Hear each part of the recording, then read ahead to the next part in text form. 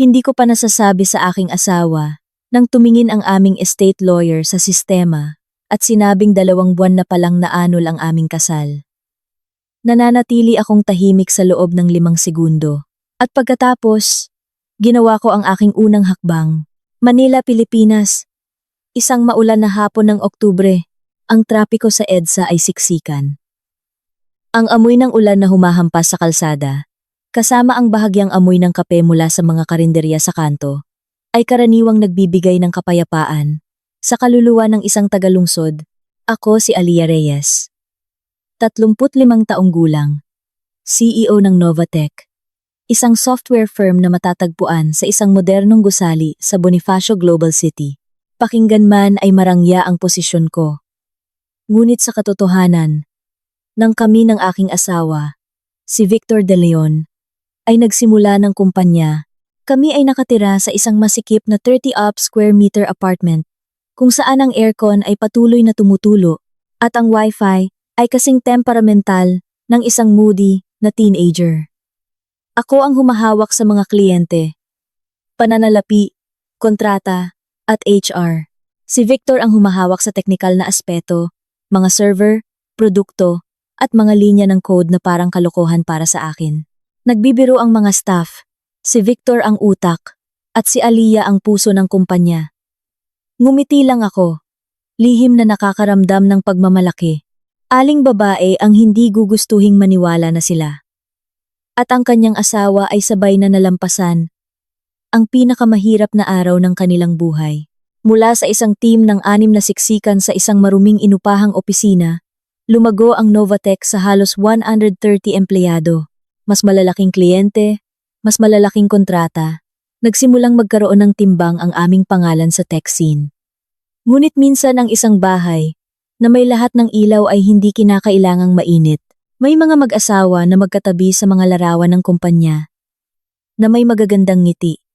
Ngunit pag-uwi nila, wala silang masabi sa isa't isa. Kami ni Victor ay kasal sa loob ng maraming taon, ngunit wala kaming mga anak. Para sa maraming kababaihan, ang katotohanang iyon ay sapat na upang maging isang tinik na nakabaon sa puso. Binisita ko ang pinakamahusay na fertility clinic sa bansa. Uminom ako ng mga tableta. Sinusubaybayan ang aking cycle, tiniis ang hormone injections, at nakinig sa bawat payo mula sa mga espesyalista hanggang sa mga kapitbahay. Ang ilan ay tunay na nagmamalasakit. Ang iba ay nagpakita ng nakakalasong awa, nagpapagaling sa sugat habang sinasabi sa akin na magpatuloy lang sa pagsubok. Ang aking biyenan, si Elena De Leon, ay isang babae mula sa isang konserbatibong probinsya sa Batangas. Siya ay nasa kanyang huling 60s at ipinagmamalaki ang kanyang pagiging prangka. Ngunit ang kanyang pagiging prangka ay karaniwang nagsisilbi lamang upang saktan ang mga tao kung saan ito pinakamasakit. Sa simula, magpapanggap siyang mapagmahal na ina. Kumain ka pa, Aliyah. Masyado kang nagtatrabaho. Masyado kang payat. Hindi kayang magdala ng bata ang iyong katawan. Pilit akong ngumingiti at kumakain pa ng pagkain. Bagaman may bukol na nabuo sa aking lalamunan. Sa mga hapunan ng pamilya, ipapahayag niya sa harap ng lahat ng kamag-anak. Marami kaming pera at pagkain sa pamilyang ito. Ang tanging kulang ay ang tunog ng isang apo na tumatawag sa akin ng lola. Mananahimik ang buong mesa sa loob ng ilang segundo bago may nag-awkward na tumawa upang basagin ang tensyon. Ganyan ang mga tao. Kung may sasabihin kang nakakasakit sa harap ng maraming tao, ito ay ipinapasa bilang isang biro.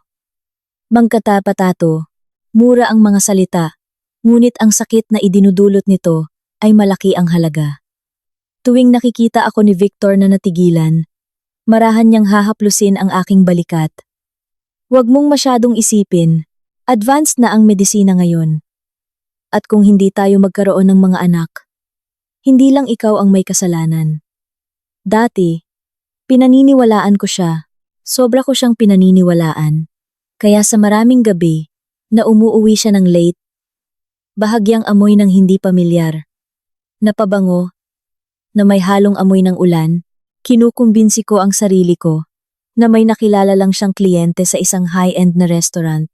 Sobra ko siyang pinaniniwalaan, kaya nang sabihin niyang down ang mga server, at kailangan niyang mag-all-nighter sa opisina. Tanging nag-text lang ako sa kanya upang ipaalala na kumain at huwag masyadong uminom ng kape.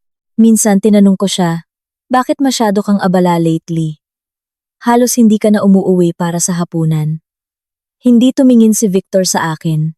Inalis lang niya ang kanyang relo, inilagay ito sa dresser, at sinabi, ang kanyang boses ay puno ng pagod, paparating na ang paglulunsad ng bagong produkto. Kung hindi ako mag-aalala tungkol dito, sino ang mag-aalala? Ikaw ang CEO. Hindi mo ba naiintindihan ang technical pressure? Nananatili akong tahimik. Ang pinaka nakakatakot na bagay sa isang kasal ay hindi ang pagtatalo. Ang pagtatalo ay nangangahulugang mayroon pa ring koneksyon ng tao. Ang pinaka nakakatakot na bagay ay ang pagbukas ng iyong bibig at agad na maramdaman na ikaw ay nakakagulo sa iyong kapareha. Noong gabing iyon, gumawa ako ng espesyal na beef caldereta na may keso at sili. Ang paboritong putahe ni Victor. Nagsikap pa akong bumili ng dekalidad na karne ng baka mula sa isang specialty deli sa Bonifacio Global City. Ngumiti ang butcher. Nakita kung gaano ko kasing ingat pinili ang karne. Nagluluto para sa asawa, ha? Swerte siya. Noon, naniniwala pa rin ako na ang isang mainit na pagkain ay makakapagsama-sama ng isang tahanan. Matagal akong bago ko naintindihan na kahit gaano kasarap ang pagkain, hindi nito mapipigilan ang isang lalaki na nagpasya ng kumain sa ibang lugar. Umuwi si Victor ng 8 p.m.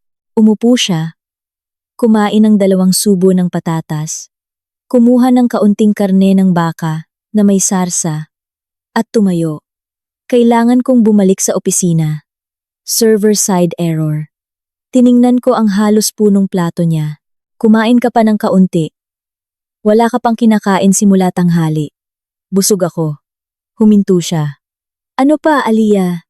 Gusto kong tanungin kung mahal pa niya ako. Gusto kong tanungin kung bakit niya ako tinitingnan na parang isang lumang piraso ng muebles na hindi sapat ang sira para itapon.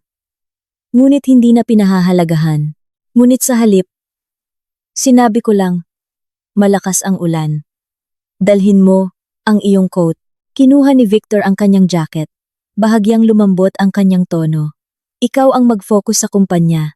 Hayaan mo akong mag-alala tungkol sa mga gawain sa bahay. Noong panahong iyon, parang perpekto lang ito. Isang mag-asawa na naghahati sa mga gawain. Wala akong ideya na sa kanyang bersyon ng sambahayan, wala nang lugar para sa akin. Pagkaalis ni Victor, napakatahimik ng kusina. Naririnig ko ang pagtibok ng orasan sa dingding. Ang kanyang tinidor ay nakalagay pa rin sa gilid ng plato. Nakalubog sa sarsa. Matagal akong nakatayo doon. Hindi nauunawaan kung bakit ako nakakaramdam ng labis na lamig. Lumiwanag ang aking telepono. Isang text mula sa aking biyenan.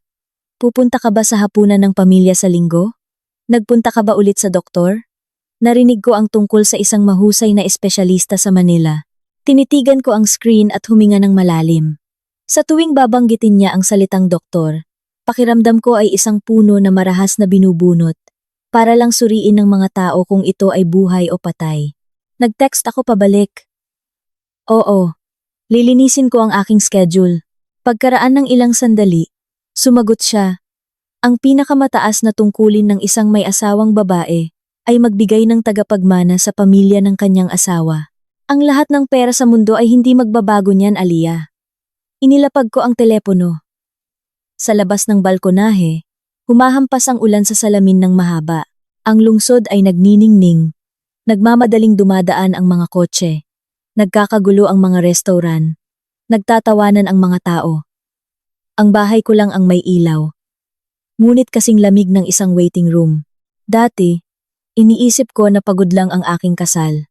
Kami ay magkasosyo sa negosyo, sa ilalim ng matinding pressure ng pera, ng kumpanya, ng pamilya, at ng kawalan ng anak. Sino ang hindi bahagyang maghihiwalay? Naniniwala ako na kung susubukan ko lang ng mas matindi, magtitiis pa, at mas mahalin siya, lilipas ang lahat. Ngunit ang ilang karagatan ay hindi kailanman matutuyo. Dahil habang ang isang tao ay abala sa pag-alis ng tubig, ang isa naman ay tahimik na nagbubutas sa ilalim ng bangka. Noong gabing iyon, hindi umuwi si Victor. Nag-text siya bandang 1 a.m. Matutulog sa opisina. Ilak ang mga pinto. Hawak ko ang telepono. At matagal na tinitigan ang text. Sa unang pagkakataon sa loob ng maraming taon, hindi ako sumagot. Naglakad ako papunta sa sala at tiningnan ang wedding photo na nakasabit sa dingding. Sa larawan, ako ay nakasuot ng puting gown at si Victor ay banayad. Nangumingiti, hawak ang aking kamay na parang hindi niya ako kailanman bibitawan. Inabot ko at hinawakan ang malamig na salamin. Hindi ko alam noon na ang lalaki sa larawan ay matagal nang umalis sa aming kasal. Hindi pa lang niya ako naabisuhan. O sa halip, naabisuhan niya ako sa pinakamalupit na paraan na posible. Hindi ko pa lang ito nakikita. Ilang taon na ang nakalipas nang magsimulang lumamig ang aking bahay. Naniniwala ako sa isang napakasimpleng prinsipyo. Kung tutulungan mo ang isang tao sa kanilang landas, hindi kanila kinakailangang utangan ng kanilang buhay. Huwag lang silang balikan at itulak ang iyong tagapagligtas mula sa isang bangin. Ngunit ang buhay ay hindi pumirma ng moral na kontrata sa sinuman. Noong huling bahagi ng 2016, nang hirap pa rin ang Novatech sa maliliit na kontrata, sinamahan ko ang aking ama, si Arthur Reyes, sa isang charity trip sa isang mahirap na bayan sa Visayas. Ang aking ama ay naging matagumpay na negosyante sa loob ng maraming taon, ngunit kinasusuklaman niya ang marangyang kawang gawa na pinamumunuan ng PR. Dati, sinasabi niya, kung mas marami kang litrato ng iyong sarili kaysa sa pagtatanong sa mga tao kung ano ang kanilang kailangan, pinapakain mo lang ang iyong sariling ego. Tatawa ako at sasabihin, masyado kang istrikto, Papa. Sino ang makakasunod diyan? Titingnan niya ako. Ang kanyang mga mata ay malalim at banayad. Ang pagiging istrikto sa pera at kabaitan ay nakakatipid sa iyo ng maraming kalungkutan, Aliyah. Marami ang tunay na naghihirap na tao sa mundo, ngunit mayroon ding gumagamit ng kanilang paghihirap bilang pain. Noong panahong iyon, inakala ko lang siyang isang masungit, ngunit matalinong matanda. Wala akong ideya na ang kanyang mga salita ay pagkatapos ay itataboy sa aking alaala, na parang isang kalawangin na pako. Sa biyaheng iyon, binisita namin ang isang sira-sirang squatters area. Malamig ang hangin at ang mga bata ay nagtatakbuhan sa ulan. Basang-basa ang kanilang manipis na damit at nanginginig sa lamig. Tinitigan kami ng may halong kuryosidad at pagod. Doon ko nakilala si Maya Santos. Si Maya ay halos 20s pa lang. Payat na may maputlang balat at mga mata na palaging mukhang malapit ng lumuha. Tumayo siya nang mahiyain sa likod ng kanyang ina. Si Clara, ang kanyang mga kamay, ay pinipilipit ang tupi ng kanyang murang sweater. Pagkakita ni Clara sa aking ama, agad siyang umiyak ng dramatiko. Ma'am, kailangan niyo po kaming tulungan. May malaking utang po kami sa masasamang tao. Pinipilit po nila ang anak kong sumama sa isang masamang matandang lalaki para bayaran ang utang. Masyado pa po siyang bata. Bilang ina, dinudurog po ang puso ko. Lumuhod si Maya sa harap ng aking ama. Nagpanik ako at sumugod para hilahin siya patayo. Tumayo ka, please. Sabihin mo sa amin kung ano ang nangyayari. Huwag kang ganyan. Hinawakan ni Maya ang aking mga kamay. Napakalamig ng kanyang mga kamay. Please, Aliyah. Ayoko po sumama sa kanya. Gusto ko po mag-aral. Gusto ko po magtrabaho.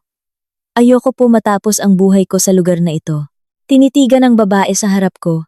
Pakiramdam ko ay tinitigan ko ang isang marupok na punla na binugbog ng malakas na bagyo. Nakaramdam ako ng tunay na awa, marahil. Dahil noon naniniwala pa rin ako na ang luha ay laging sinasamahan ng kabutihan. Isang medyo mapagtiwalang paniniwala. Ngunit tila lahat ay kailangang magbayad ng matrikula para sa kanilang pagiging kabuwalang malay. Pagkatapos makipag-usap sa mga lokal na social worker, nalaman ng aking ama na kumuha si Clara ng mapanlinlang na payday loans upang pondohan ang isang masamang bisyo at ang interes ay lumobo sa isang hindi mapamahalaang halaga. Hindi naman kalakihan ang principal, Ngunit ang mga maniningil ng utang ay walang awa. Noong gabing iyon sa aming motel room, sinabi ko sa aking ama, Papa, gusto kong tulungan si Maya. Ibuhos niya ang kanyang sarili ng murang motel coffee at dahan-dahang nagtanong, tinutulungan mo ba siya dahil tunay kang nagmamalasakit? O dahil gusto mong maramdaman na ikaw ay isang tagapagligtas? Napatigil ako. Tunay akong nagmamalasakit, Papa. Kung gayon tulungan mo siya na bukas ang iyong mga mata. Huwag kang magbigay ng pera. At isipin mong bumili ka ng pasasalamat. Umupo ako ng tahimik. Inilagay niya ang kanyang kamay sa aking balikat. Ang pagliligtas ng isang tao ay isang mabuting bagay. Ngunit kailangan mong tandaan na ang kabaitan ay nangangailangan ng bakod. Kung walang bakod, ang mga disenteng tao ay magiging paanan lang para punasan ng iba ang kanilang sapatos. Tumango ako. Bagaman hindi ko lubos na nauunawaan.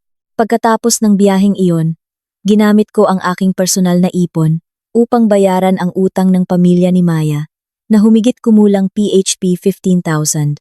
Hindi ko lang basta inabot ang pera tulad ng sa pelikula. May pinagawa akong lokal na abogado ng settlement, binayaran ang mga nagpapautang ng direkta at isinara ang mga account. Ipinilit ng aking ama na idokumento ang lahat dahil kinasusuklaman niya ang mga pabor na verbal na nagiging wala sa huli. Akala ko tapos na, ngunit patuloy na umiiyak si Maya.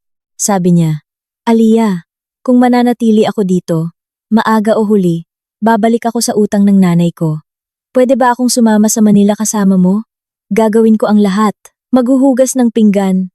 Magsisilbi sa mesa. Hindi ako takot sa hirap. Tiningnan ko ang aking ama. Hindi siya tumango. Tinanong lang niya, Maya, umaalis ka ba para baguhin ang iyong buhay? O umaalis ka para kumapit sa iba? Pinunasan ni Maya ang kanyang luha at bumulong. Gusto ko po makakain ako sa sarili ko. Ang pangungusap na iyon ay nagpatunaw sa aking puso. Dinala ko si Maya sa Manila. Sa unang ilang buwan, inupahan ko siya ng maliit na studio apartment sa isang disenteng kapitbahayan. Binayaran ko ang kanyang tuition para sa isang UI, UX Design Bootcamp at binilhan siya ng refurbished na laptop. Tinuruan ko siyang mag-navigate sa lungsod, kung paano mag-budget, at kung paano hindi agad magtiwala sa mga estranghero sa isang malaking lungsod. Napakamasunurin ni Maya noon. Tuwing nakikita niya ako, ibababa niya ang kanyang ulo. Aliyah, utang ko po ang buhay ko sa inyo. Ayaw ko sa phrase na, utang ko ang buhay ko. Kaya, ipapasa ko lang ito. Magkaroon ka lang ng magandang buhay. Kapag nakatayo ka na sa sarili mong mga paa, ibalik mo ang kabutihan. Minsan, pumunta si Maya sa bahay ko, habang inaayos ni Victor ang computer sa sala. Nakatayo siya ng mahiyain sa pintuan. Hi Victor, sabi ni Aliyah, henyo ka sa tech. Tumingala si Victor at ngumiti ng magalang. Hindi naman henyo. Masasanay ka lang. Tinitigan ni Maya ang screen na puno ng code. Ang kanyang mga mata ay malalaki. Parang hacker movie. Kung naintindihan ko kahit kalahati niyan, ipagmamalaki ko na. Tumawa si Victor. Tumawa rin ako.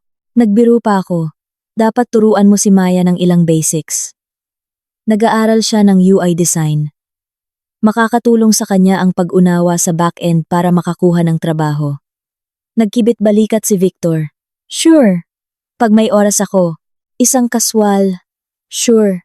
Pag may oras ako. Napakakaraniwan. Napakakaraniwan. Nawala akong dahilan para maghinala. Sino ang makakaalam na ang ilang relasyon ay nagsisimula sa isang parirala na kasinggaan ng isang alikabok at pagkatapos ay magiging isang bagyo na wawasak sa bubong ng iyong tahanan? Pagkaraan ng isang taon, naging mahusay si Maya sa design at inirekomenda ko siya para sa isang internship sa isang partner company. Nagsimula siyang magsuot ng mas matalas, nagsasalita ng may higit na kumpiyansa. Tuwing holiday, nagte-text siya sa akin at sa aking ama. Si Aliyah ang nagbigay sa akin ng pangalawang buhay. Binasa ng aking ama ang text at marahang tumawa. Huwag kang malasing sa mga pasasalamat, Aliyah. Ang mga tunay na nagpapasalamat ay hindi kailangang magsalita ng ganito karami. Nagdepensa ako. Papa, palagi kang naghihinala. Sumagot siya. Hindi ako naghihinala. Hindi lang ako nagbibigay ng susi ng aking bahay sa kahit sino. Dahil lang sa maganda silang umiyak. Nag-irap ako at hinayaan na lang. Ang kabaitan ng kabataan ay matigas. Iniisip nito na sapat ang kanyang liwanag para iluminahin ang kadiliman ng lahat. Ang katotohanan ay ang ilang kadiliman ay alam kung paano magtago sa labas lamang ng spotlight. Pagkaraan ng ilang panahon, sinabi ni Maya na may sakit ang kanyang ina at humiling na magbakasyon ng ilang linggo para bumalik sa kanyang bayan. Pinadala ko siya ng dagdag na pera para sa mga medical bills at sinabihan siyang tumawag kung may kailangan siya. Ngunit ang mga linggo ay naging buwan. Nang sa wakas ay bumalik siya sa Manila. Mas payat siya. Ang kanyang mga mata ay medyo tumigas. Ayos ba ang lahat sa bahay? Tanong ko. Napilitan siyang ngumiti. Hindi. Pagod lang ako. Mas maayos na si Mama. Hindi ko siya pinilit. May sariling espasyo ang bawat isa na ayaw nilang ibahagi. Nirerespeto ko ang kanyang mga hangganan. Ngayon, sa pagtingin sa likod, ang ironiya ay parang abo. Kung ang isang tao ay nawawala sa iyong buhay sa loob ng ilang panahon, at hindi mo tinatanong kung ano ang kanilang ginagawa, ang pagkawala na iyon, ay kalaunan, ay babalik, upang parusahan ka sa pinakamasakit na paraan. Noon, akala ko ay inahon ko na si Maya sa putik. Hindi ko alam na ang ilang tao ay umaahon sa putik. Hindi upang hugasan ang kanilang mga paa, kundi upang matuto kung paano hilahin ang iba pababa kasama nila. Ang aking ama ay pumanaw sa isang araw na napakabigat ng ulan. Ang ulan sa Manila ay hindi lamang dumadaan na parang normal na unos. Ito ay nagpatuloy mula umaga hanggang gabi. Walang tigil na humahampas sa mga awning ng ospital. Binabasa ang mga puno ng akasya at binabasa ang mga balikat ng mga taong dumating upang makita siya sa huling pagkakataon. Nakatayo ako sa tabi ng kabaong. Nanlalamig ang aking mga kamay. Nakikinig sa taimtim na boses ng pastor. Habang ang aking dibdib ay parang inukit ng kutsara. Arthur Reyes. Ginugol ng aking ama ang kanyang buhay sa pagiging maingat sa negosyo. Siya ay isang disenteng tao. Mahabagin, ngunit hindi kailanman nagpatalo. Tinuruan niya ako kung paano magbasa ng kontrata, kung paano suriin ang isang financial statement, at kung paano husgahan ang isang tao sa higit pa sa kanilang mga salita. Gayunpaman, ang huling aralin na iyon ang lubos kong nakalimutan, na ilapat sa aking sariling kasal. Sa libing, tumayo si Victor sa tabi ko, nakasuot ng itim na suit. Ang kanyang mukha ay angkop na seryoso. Paminsan-minsan, ilalagay niya ang kanyang kamay sa aking balikat sa harap ng aking mga kamag-anak. Manatili kang malakas. Aliyah, nasa iyo pa rin ako. Pinaniwalaan ko siya kapag nawalan ang isang babae ng kanyang ama. Kung may asawa pa rin siya sa tabi niya. Likas siyang kakapit dito na parang huling haligi na sumusuporta sa isang gumuguhong bahay. Ginawa ko nga iyon. Sumandal ako kay Victor at umiyak hanggang sa magaspang ang aking lalamunan. Ganap na walang kamalayan na ang haligi ay maganda ang pintura sa labas, ngunit lubos na bulok sa loob. Di nagtagal pagkatapos ng libing, tinawagan ako ni Abogada Michelle Lim. Si Michelle ang humawak sa mga legal na usapin ng aking ama. Sa loob ng maraming taon, isang babae na kasing meticulous ng isang tagagawa ng relo. Sabi niya, Aliyah, pakiusap. Mag-ayos ka para makapunta sa aking opisina. Kailangan nating simulan ang proseso ng pamana para sa ari-arian ni Arthur. Sumagot ako ng walang pag-iisip. Okay. Mag-set ka lang ng appointment para sa akin. Sa totoo lang, hindi ko iniisip ang pera. Kapag namatay ang isang mahal sa buhay, pakiramdam ng pera ay napakahiwalay. Ang gusto mo lang ay marinig siyang umubo muli, para marinig siyang sabihin sa iyo na huwag masyadong magtrabaho ng huli. Umuulan muli noong umaga ng appointment. Nag-text sa akin si Victor ng 7 a.m. Malakas ang ulan. Tandaan mo ang iyong coat? May text sync ako, kaya hindi ako makakasama sa iyo. Tiningnan ko ang text, nakaramdam ng bahagyang pagkabigo, ngunit sumagot, okay. Magkaroon ka ng magandang meeting. Nagmaneho ako papunta sa opisina ng abogado sa downtown. Naghihintay si Michelle, nakasuot ng matalim na kulay abong suit, isang makapal na folder ang nakalagay nang maingat sa kanyang desk. Nang pumasok ako, tiningnan niya ako sa loob ng ilang segundo. Nawalan ka ng maraming timbang. Ngumiti ako ng mahina. Hindi na masarap ang pagkain kamakailan. Hindi siya nagpilit. Hinila lang niya ang isang upuan para sa akin. Ang abogado ng estate na itinalaga sa probate ay isang nasa katanghaliang gulang na lalaki na nagsalita ng maayos. Pinatunayan niya ang aking ID. Sinuri ang death certificate ng aking ama. At nagsimulang basahin ang habilin. Umupo ako doon. Sa simula ay kalmado. Ngunit habang binabasa niya, nagsimulang humigpit ang aking mga kamay sa gilid ng aking pitaka. Nang mas mahigpit, iniwan ako ng aking ama ng isang ari-arian na nagkakahalaga ng humigit kumulang PHP 35 milyon. Kasama dito ang mga shares sa isang malaking logistics firm, ilang commercial rental properties, cash accounts, at isang malaking lupain na inuupahan para sa industrial sa labas ng lungsod. Alam kong mayaman ang aking ama, ngunit wala akong ideya na napakamaingat niyang inayos ang mga bagay. Ngunit ang bumalik sa akin ay hindi ang numero. Ito ang tiyak na sugnay sa habilin. Ang kabuuan ng nabanggit na mga ari-arian ay eksklusibong iniwan sa aking anak na babae, si Aliyah Reyes, bilang kanyang tanging at hiwalay na ari-arian. Hindi ito sasamahin sa mga ari-arian ng mag-asawa, ni hindi ito gagamitin upang masiguro ang mga obligasyon sa pananalapi ng sinumang ibang individual. Maliban kung ang aking anak na babae ay hayagang pumayag sa isang legal na nagbubuklod na hiwalay na nakasulat na kasunduan. Yumuko ako. Isang luha ang tumulo sa likod ng aking kamay. Wala na ang aking ama, ngunit nagtatayo pa rin siya ng bubong sa ibabaw ng aking ulo upang protektahan ako mula sa bagyo. Marahan na inilagay ni Michelle ang kanyang kamay sa mga dokumento. Maingat na inihanda ito ni Arthur. Sinabi niya sa akin, malaki ang puso ni Aliyah. Ngunit minsan labis niyang mahal ang mga tao. Kaya nakakalimutan niyang protektahan ang kanyang sarili. Itinuwid ko ang aking mukha, biglang nakaramdam ng matinding kahihiyan. Nakita ng aking ama ang lahat sa akin. Habang ginugol ko ang mga taon sa pag-iisip na napakatalino ko, ipinagpatuloy ng abogado ng mana ang pagproseso ng impormasyon. Nagtatype sa kanyang computer.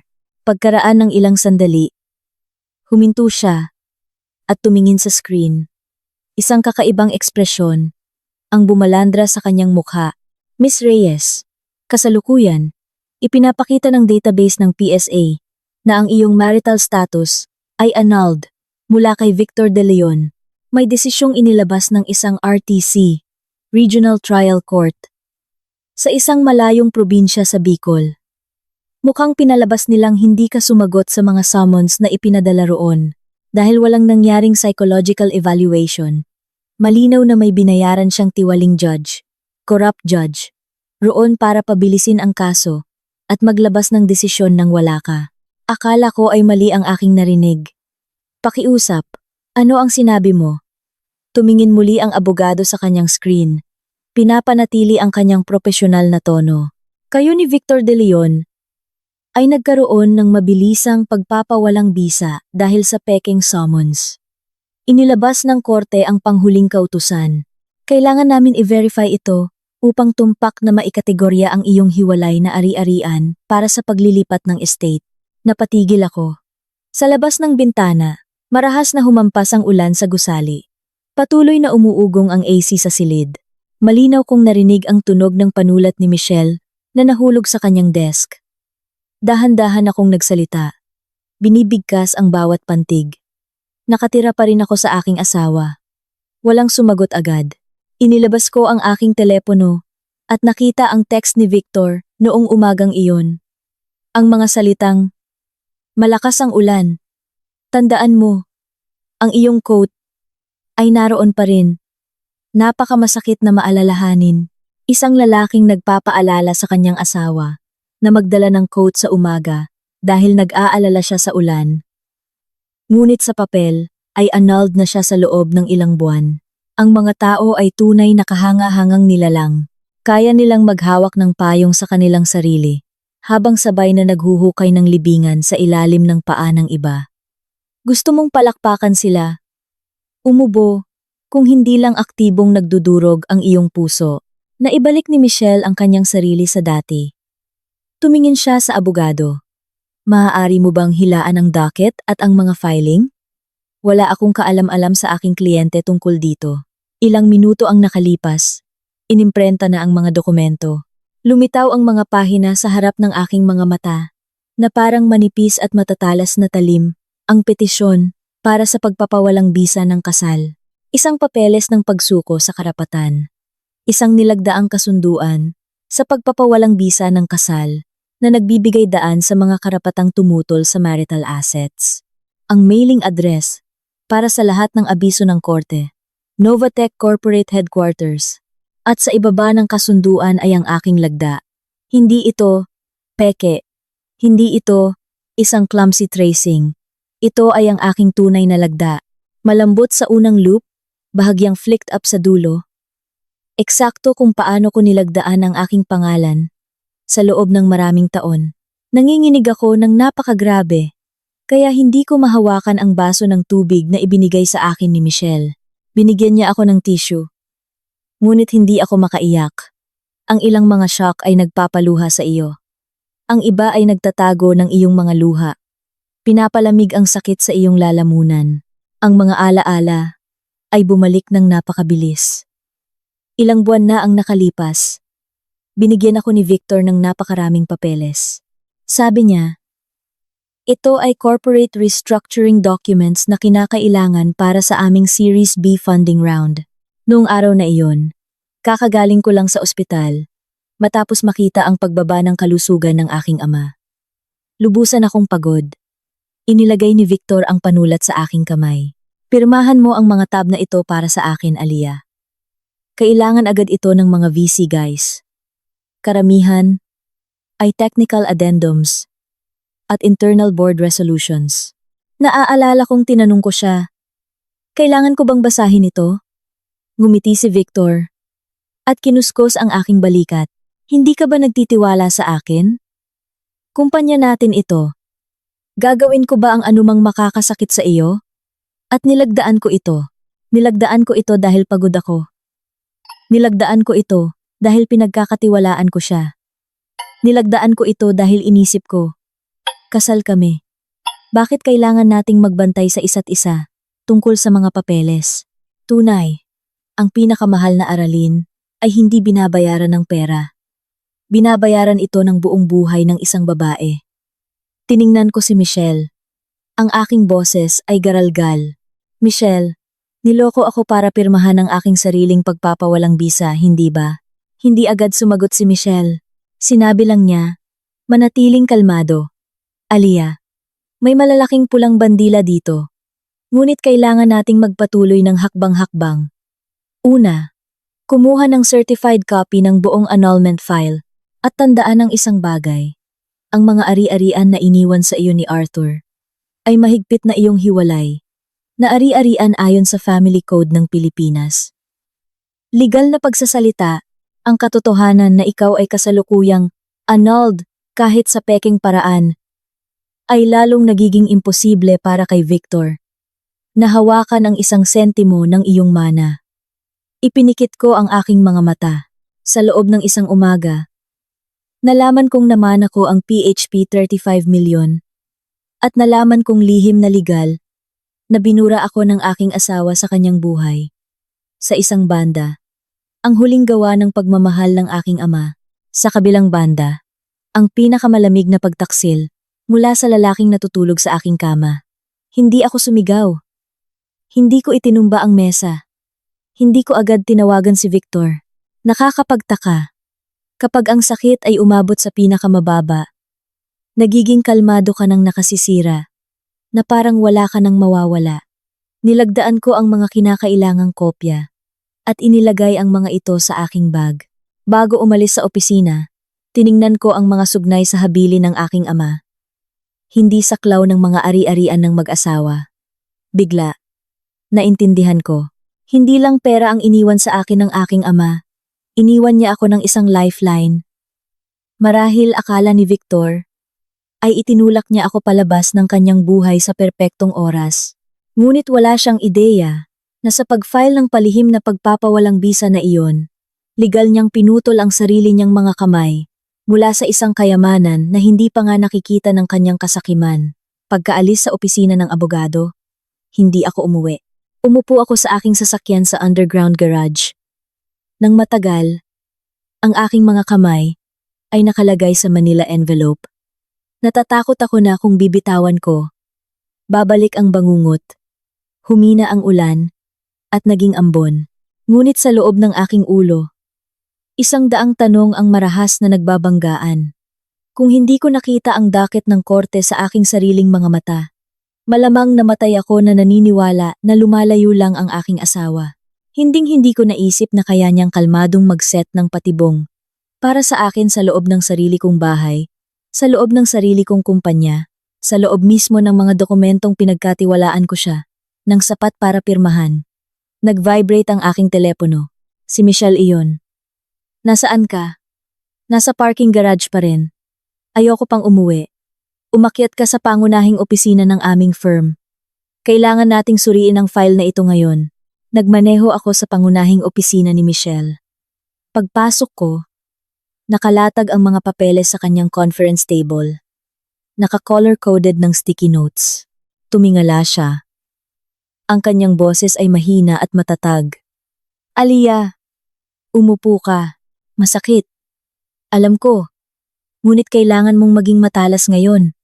Umupo ako. Mahigpit na pinag-cruise ang aking mga daliri. Itinuro niya ang mga pahina. Tingnan mo. Ang petisyon, ang papeles ng pagsuko sa karapatan. Ang kasunduan sa paghahati ng ari-arian. Ang mga pirma ay tunay na iyo. Hindi ito peke. Mahirap akong lumunok. Kaya, nilagdaan ko ang aking sariling annulment na papeles nang hindi ko alam? Tumango si Michelle. Malamang. At sinabi mo, si Victor, may pinirmahan ka bang napakaraming funding documents kamakailan? Ipinikit ko ang aking mga mata. Pinilit ang sarili na alalahanin ang bawat detalye. Kakapasok lang ng aking ama sa ICU. Nagpapatakbo ako sa pagitan ng ospital at opisina. Nagkakagulo ang aking utak. Pumasok si Victor na may mabigat na binder at inilagay ito sa aking desk. Pirman mo ang mga ito para sa akin. Kailangan ito ng mga investor. Maraming legal jargon. Tinanong ko kung mayroong anumang kritikal. Tumawa siya nang napakagaan. Kung hindi kritikal, hindi ko kailangan ng iyong pirma. Basta internal stuff. Pirmahan mo dito para maabot natin ang deadline. Sa pagtingin sa likod, gusto kong sampalin ang aking sarili. Sabi nila ang panulat ay mas makapangyarihan kaysa sa espada. Ngunit ang aking panulat ay literal na nagpatupad ng aking kasal. At pinasalamatan ko ang aking berdugo sa pagbigay nito sa akin. Bumaliktad si Michelle sa susunod na pahina. Isa pang anomalya. Ang mailing address para sa mga abiso ng korte ay Novatech. Hindi ang iyong tahanan. May mail routing authorization dito. Kung dumating ang mail ng korte sa opisina, sino ang tumatanggap nito? Tumingala agad ako. Si Nancy Garcia, reception, at admin. Ang pagsasabi ng kanyang pangalan ay lalong nagpalubog sa aking puso. Matagal nang kasama ng Novatech si Nancy, simula pa noong mga unang araw. Hindi kami matalik na magkaibigan. Ngunit hindi ko siya kailanman pinaghihinalaan ng anumang bagay. Tanong ni Michelle. Madali bang maharang ni Victor ang mail mula kay Nancy? Nagbigay ako ng walang laman na tawa. Siya ang CTO. At, asawa ko, may access siya sa lahat ng lugar sa gusaling iyon. Ang pagsabi sa receptionist, naiwan ang isang sobre sa kanyang desk, ay laro lang ng bata. Isinulat ni Michelle ang ilang linya sa kanyang notepad.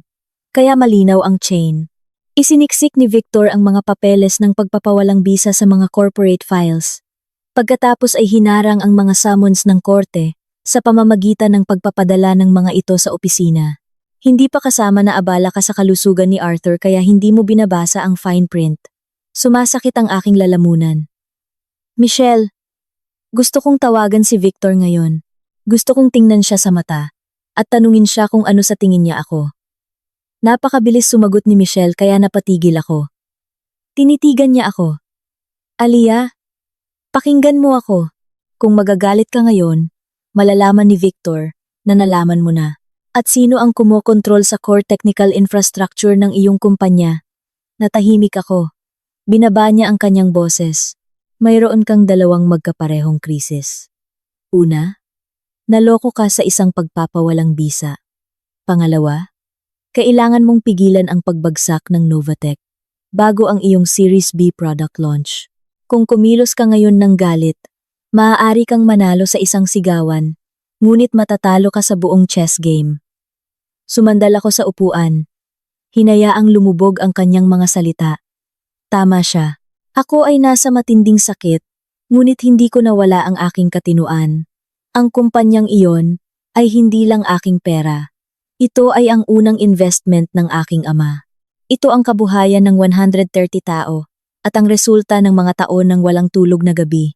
Itinulak ni Michelle ang habilin ng aking ama patungo sa akin. At tandaan mo ito, ang PHP, 35 milyon na iniwan sa iyo ni Arthur, ay hiwalay na ari-arian dahil sa mapanlinlang na pagpapawalang bisa ni Victor. Wala siyang legal na claim dito. Niloko ka niya. Ngunit ang kanyang sariling scam ang nagputol sa kanya mula sa pinakamalaking kikitain sa kanyang buhay. Tinitigan ko ang pangalan ng aking ama sa papel. Ang aking mga mata ay nagniningas. Wala na ang aking ama. Ngunit pinoprotektahan pa rin niya ako mula sa hangin. Tahimik akong nagtanong, ano ang gagawin ko ngayon? Mangalap ng ebidensya, bawat ladrilyo. Sabi ni Michelle, mula ngayon, wala kang pipirmahan na kahit anong papel nang hindi binabasa ang bawat salita. I-back up ang lahat ng iyong email, texts, at calendars mula sa mga araw na dinala niya sa iyo ang mga dokumentong iyon. Suriin ang security cameras malapit sa reception kung hindi pa nabubura ang footage. Tingnan ang mail logs. At higit sa lahat, huwag mong ipaalam sa kanya na gising ka. Gising. Kinagat ko ang aking labi. Ang salita ay parang magaan ngunit masakit ng malalim. Lumalabas na naglalakad ako sa aking sariling kasal na parang tulog. Pagkaalis sa law firm, dumiretso ako pabalik sa opisina. Hapon na at kumonti na ang mga staff. Ikinandado ko ang aking sarili sa aking opisina. Binuksan ang aking computer. At binuksan ang aking mga email archives. Kinuha ko ang mga petsa ng kalendaryo, mga attachment ng file, at mga minuto ng pulong. Ang ilan ay binasa ko lang. Ang ilan ay hindi ko na muling binuksan. Nag-cross-reference ako ng mga petsa na nilagdaan ko ang mga dokumento sa mga araw na dapat ay nagpadala ng mga abiso ang korte. Kinuha ko ang lobby camera footage. Malabo ang lumang data. Ngunit alam kong nasa tamang track ako. Sa aking paglabas, dumaan ako sa desk ni Nancy. Nag-iimpake siya ng kanyang pitaka. Tumayo siya nang makita ako. Oh, Aliyah, nandito ka pa? Tiningnan ko siya. Pinipilit na maging kaswal ang aking boses. Oo, sinusuri ang ilang lumang file. Hoy, Nancy, saan mo itinago ang mga log ng incoming mail mula sa unang quarter? Natigilan si Nancy ng isang saglit, ngunit nakita ko ito. Sa admin filing cabinet. Aliyah, pwede mo bang kunin para sa akin bukas? Tumango siya. Sige po, kukunin ko po. Isang maliit na pag-aalinlangan lang. Ngunit sapat na iyon upang bumaba ang temperatura sa aking dibdib ng ilang degrees. Noong gabing iyon, hindi ako umiyak. Nakakapagtaka. Napatigil ako sa shock noong umaga. Ngunit kinagabihan, ay nag-oorganisa ako ng ebidensya na parang ibang tao, marahil kapag napakatindi ng sakit, hindi ka nito pinapayagan na magkaroon ng breakdown. Pinipilit ka nitong lumaki kaagad. sa ibabaw mismo ng iyong sariling mga guho. Naglakad ako papunta sa parking garage. Madilim. Ang mga ilaw ng kalsada ay sumasalamin sa mga puddles. Inilabas ko ang aking telepono at dinayal ang isang numero na hindi ko na tinawagan sa loob ng maraming taon. Si Miguel Ramos, isang matandang kaibigan sa kolehiyo na dating gumagawa ng internal corporate investigations para sa isang Fortune 500 company bago magbukas ng sarili niyang private intelligence firm sa Manila. Sinagot niya sa ikatlong ring. Alia, matagal na tayong hindi nagkita. Hindi ako nagpaligoy-ligoy. Miguel, kailangan ko ng pabor at ito ay marumi. May ilang sandaling katahimikan. Bumaba ang boses ni Miguel. Ano ang nangyayari? Tiningnan ko ang mga sasakyang nagmamadali sa basa na kalsada. Ang hangin ng gabi ay malamig sa aking mga pisngi. Kailangan kong subaybayan ang aktwal na schedule ng aking asawa. Hindi nagtanong si Miguel ng mga hangal na tanong. Done. See you tomorrow. Ibinaba ko ang telepono at tiningnan ang skyline ng Manila. Laging sinasabi ng aking ama, nabasahin ko bago ako pumirma. Nakalimutan ko minsan at binayaran ko ito ng isang perpektong tahimik na buhay. Ngunit mula sa sandaling ito, hindi ko na muling makakalimutan. Bawat tuldok, bawat kuwit, bawat sulyap, bawat hinala na mabait na salita mula kay Victor ay ilalagay sa ilalim ng mikroskopyo. Kinaumagahan, nakipagkita ako kay Miguel sa isang tahimik na coffee shop na nakatago sa Intramuros. Umugong ang espresso machine sa background. Nandoon na si Miguel. Nakataas ang manggas. May itim na kape na hindi nagalaw sa harap niya. Sumimangot siya nang umupo ako. Mukha kang impyerno. Nagbigay ako ng tuyong tawa. Ang iyong charm ay nananatili pa ring perpekto, Miguel. Natahimik siya ng isang segundo. Pagkatapos ay itinulak ang isang baso ng tubig sa akin. Ano ang problema kay Victor? Hindi ako nagbigay ng mahabang backstory. Ibinigay ko lang sa kanya ang certified copy ng annulment decree, ilang kamakailang text mula kay Victor, at ang kanyang shared calendar. Dahan-dahang binasa ni Miguel. Nang matapos siya, sumandal siya, at huminga. Alia, hindi lang ito isang lalaking nagloloko sa iyo. Alam ko kung gaano mo ako gusto na maghukay. Maghuhukay ako hanggang sa makuha natin ang lubos na katotohanan. Tiningnan ako ni Miguel hindi nang may awa, kundi nang may nakalkulang focus. Iyon mismo ang kailangan ko. Kung may humaplos sa aking likod at sinabing ayos lang ang lahat, marahil ay natawa lang ako sa mukha niya. Kapag nasusunog ang iyong bahay, ang isang piraso ng papel na may mga iniisip at panalangin ay hindi makakapigil sa apoy. Sabi ni Miguel, legal lang ang aking pagpapatakbo. Location tracking, public records, surveillance sa mga pampublikong lugar, paper trails, walang pagpasok ng sapilitan, walang illegal na wiretaps. Hindi ko kailangan maging marumi para mahuli sila. Kinabukasan, nag-text sa akin si Miguel ng maikling mensahe.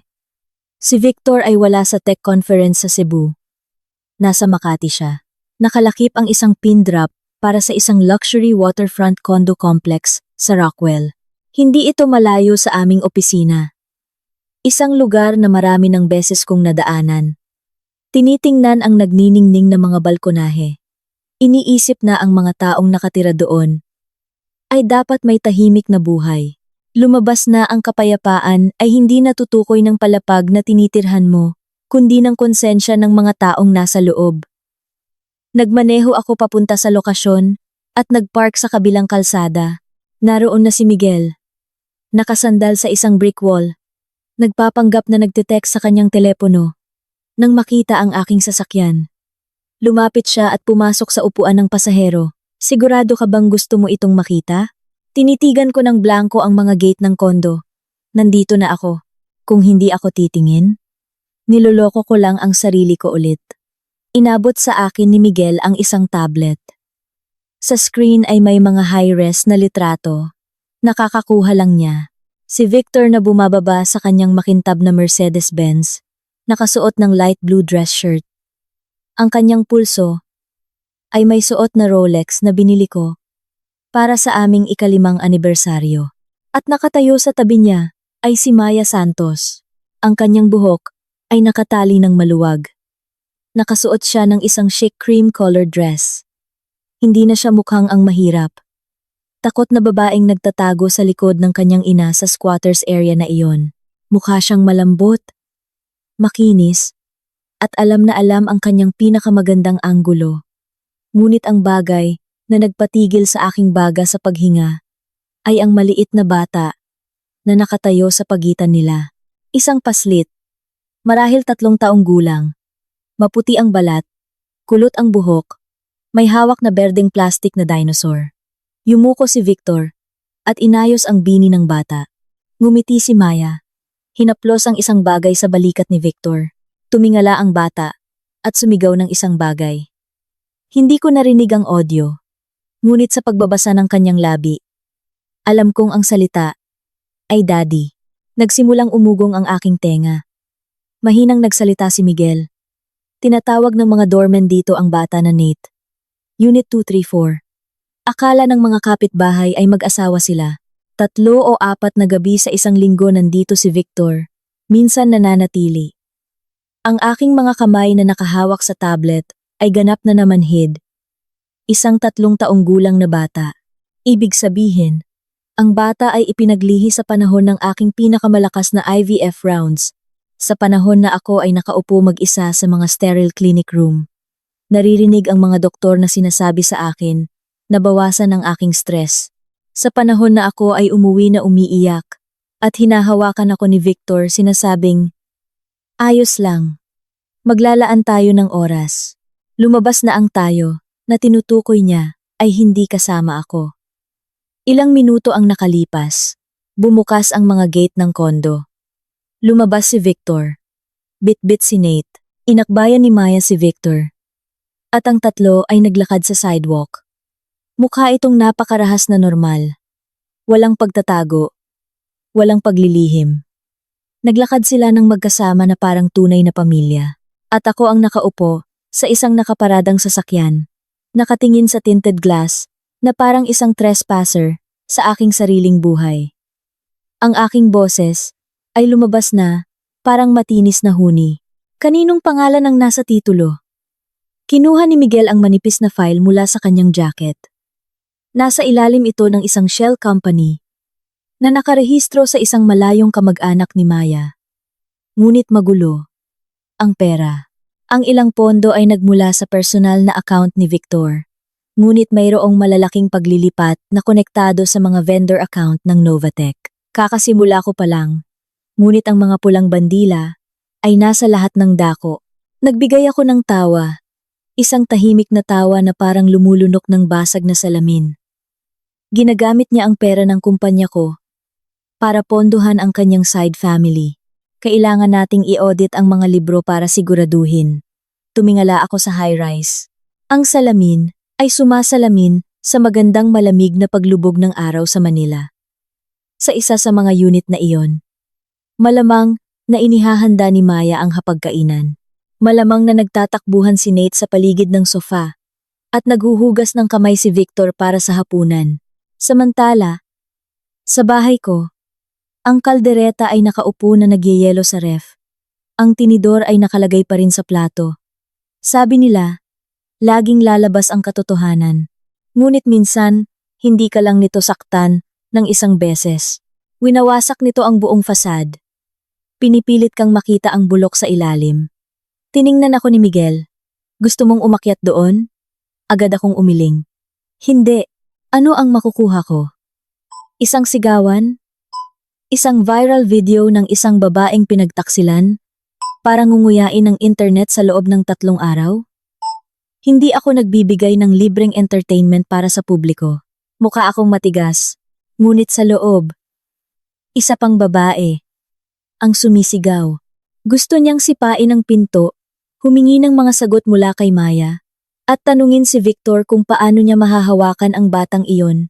Gamit ang parehong mga kamay na humawak sa akin sa aking pinakamadilim na gabi. Ngunit ikinulong ko siya. Kailangan ko. Kumuha ako ng tissue mula sa aking bag. At dinampi ang aking mga mata. bago pa man bumagsak ang isang luha. Miguel, magpatuloy ka sa paghukay. Ang schedule, ang mga litrato, ang financial records sa paligid ng kondo na ito, lalo na ang koneksyon sa pagitan ni Maya, ng kanyang ina, si Clara, at mga vendor ng Novatech. Tumango si Miguel. Done. Ngunit, mag-ingat ka. Ang isang lalaking gumawa ng pekeng pagpapawalang bisa ay hindi lang may isang trick sa kanyang manggas.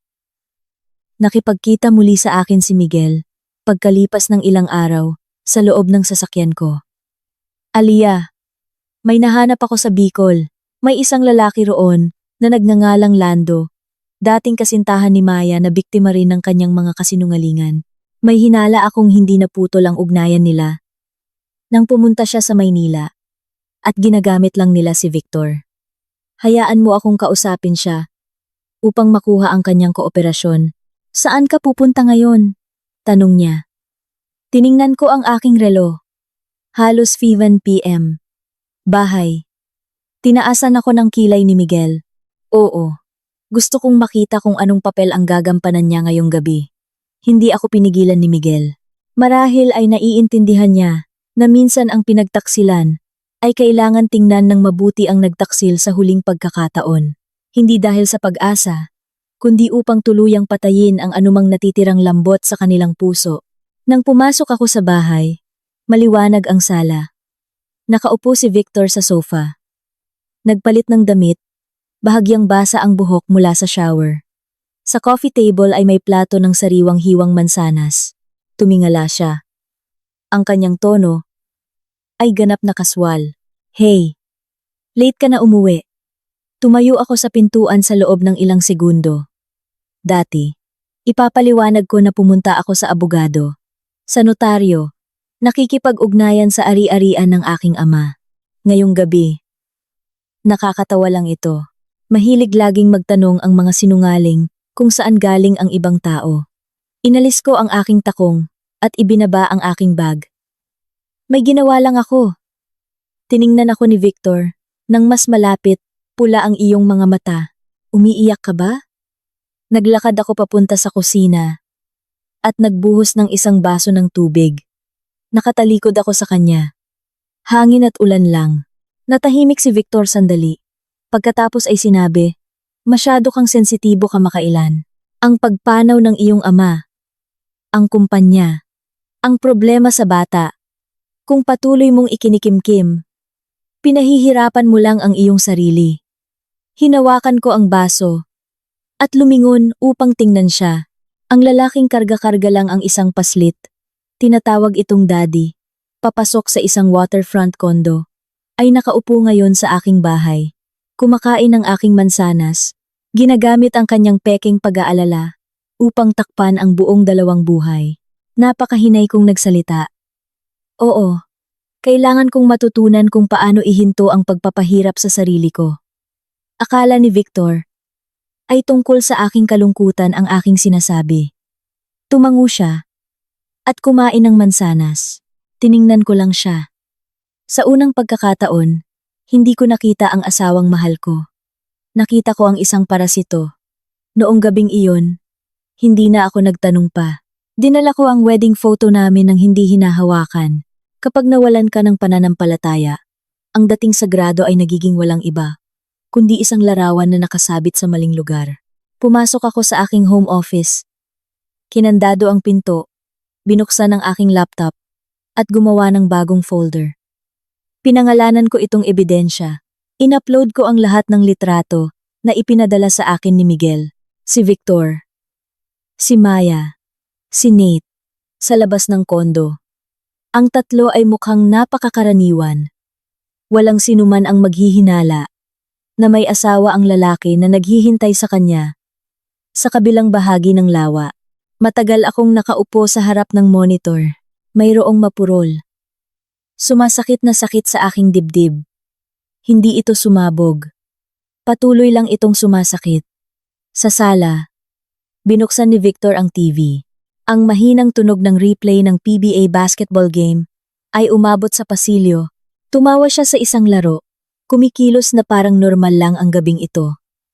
Nakakatakot ang normal na iyon. Kaya ng isang lalaki na pagtaksilan ang babaeng kasama niya sa kama, sa loob ng maraming taon, at pagkatapos ay umupo sa sopa, kumain ng prutas, manood ng basketball, at kaswal na tanungin kung bakit pula ang kanyang mga mata. Kung may ilalim ang puso ng tao, may ilang tao na direkta nang nagbutas dito. Nag-imprenta ako ng ilang litrato. Hindi mataas na kalidad na kulay na mga print. Sapat lang na malinaw para makita ang mga mukha. At sa sandaling hawakan niya ang bata, tinupi ko ang mga papel at lumabas. Nakaupo pa rin si Victor sa sofa. Tumingala siya. Hindi pa tulog? Inihagis ko ang mga litrato sa glass coffee table. Tingnan mo. Tumingin si Victor. Sa loob ng eksaktong 1 segundo, tumigas ang kanyang mukha. Ngunit magaling siya. Agad siyang nakabawi. Umupo ng tuwid. Kinuha ang 1 litrato. At ibinaba ulit. Umuupa ka ng PI para sundan ako. Nagbigay ako ng maikli. At humihingal na tawa. May lihim kang kondo. May kalaguyo. May batang tumatawag sa iyo ng daddy. At ang una mong tanong ay tungkol sa pag-upa ko ng PI. Natahimik si Victor. Kinuha niya ang remote at pinatay ang tunog ng TV. Nagpamatay sindi ang bahay, maliban sa ulan na humahampas sa salamin ng balkonahe. Dahil alam mo na, hindi ko na itatago pa. Ang mga salita ay bumagsak sa mesa na parang basag na plato. Ano si Maya sa iyo? Tanong ko. Hindi siya kumurap. Ang mahal ko. Akala ko ay sisigaw ako. Ngunit hindi. Napaka-dry ng aking lalamunan. Ang mga salita ay lumabas ng napakabagal. At ako, sumimangot si Victor. Aliyah, huwag kang umasta na parang hindi mo naiintindihan. Alam mo kung paano tayo nabuhay nitong mga nakaraang taon. Pagod na ako, at ikaw din. Ang bahay na ito ay puro trabaho lang. Mga IVF clinic, hormone shots, at stress. Ako ay lalaki. Kailangan ko ng tunay na pamilya. Ang aking mga kamay ay nakakuyom sa likod ng armchair. Isang tunay na pamilya. Tumigas ang boses ni Victor. Matagal nang naghihintay ang aking ina ng isang apo. Sa tingin mo ba ay hindi ko nararamdaman ng pressure? Binigyan ako ni Maya ng isang anak na lalaki. Tinatawag niya akong daddy. Tumatakbo siya para yakapin ako kapag pumasok ako sa pinto. Ikaw? Ang ibinigay mo lang sa akin o kinamdam ng pagkakasala at isang dead end. Napatigil ako. Kaya lahat ng karayom, lahat ng pagkakataon na nakahiga ako mag-isa sa mga clinical room, lahat ng gabi na umiiyak ako sa aking unan, natatakot sa sarili kong biology. Para sa kanya, ito ay pagkakasala at isang dead end lamang. Niloko mo ako, nagkaroon ng lihim na anak. Niloko mo akong pirmahan ang mga papeles ng pagpapawalang bisa. At ngayon sinisisi mo ako sa pagiging baog. Huminto si Victor nang marinig ang salitang pagpapawalang bisa. Kumislap ang kanyang mga mata. Alam mo tungkol doon? Akala mo ba hindi ko malalaman? Tumayo siya at lumapit sa akin. Aliyah, huwag kang umasta na parang ako lang ang kontrabida dito. Ang papel na iyon ay isang pagtakas para sa ating dalawa. Pinirmahan mo iyan. Pinirmahan ng hukom. Legal na tayong annulled. Itinago mo ang mga papeles ng pagpapawalang bisa sa loob ng Series B funding documents habang namamatay ang aking ama sa ospital. At tinawag mo iyan na isang pagtakas? Natahimik si Victor. Ang katahimikan ay minsan mas marumi kaysa sa isang kasinungalingan. Itinuro ko ang pinto. Lumabas ka sa bahay na ito. At bukas, ikaw ay suspendido sa lahat ng executive duties sa Novatech hanggang sa maresolba ito. Nagbigay si Victor ng maikli, tuyo, at mapang-asar na tawa. Sa tingin mo ba ay tatakbo ang kumpanyang iyan nang wala ako? Tiningnan ko siya. Hindi lang sa iyo ang kumpanya. Ang core back-end ay, sabi ni Victor, binibigkas ang bawat salita. Ang mga server, ang encryption keys, ang authentication architecture, ang root access. Lahat iyan ay dumadaan sa akin. Ang Series B launch ay sa loob ng ilang linggo. Kung hindi ako makikisama, sino ang makikisama? Gusto mong maging ruthless CEO? Aliyah? Pumili ka ng mas matalinong oras para gawin iyan. Tumindig ang balahibo ko. Lumapit si Victor sa kanyang laptop sa desk at binuksan ito. Lumitaw ang mga linya ng code at admin panel na hindi ko kailanman ginagalaw. Nag-type siya ng ilang linya at ibinaling ang screen sa akin. Tingnan mo ang deployment access server master keys na ito. At ito, itinuro niya ang isang mukhang inosenteng file. Ang kill switch. Kung i-trigger ko ito, masisira ang demo environment. Aalis ang mga investor. Sasampahan tayo ng kaso dahil sa paglabag sa kontrata. Lahat ng 130 mong minamahal na empleyado ay manunood sa iyo. Nagibain ang kumpanya. Hindi ako makapagsalita. Binaba ni Victor ang kanyang boses. Halos bumulong. Mayroon akong mga email. Mayroon akong internal financial docs. Kung ayusin ko ang ilang bagay, magagawa kong mukhang ikaw ang nag-aproba ng mga shady vendor payouts. Magaling kang operator, Aliyah. Ngunit ang husga ng taumbayan at ang SEC ay hindi kasing mapagpatawad sa iyong iniisip.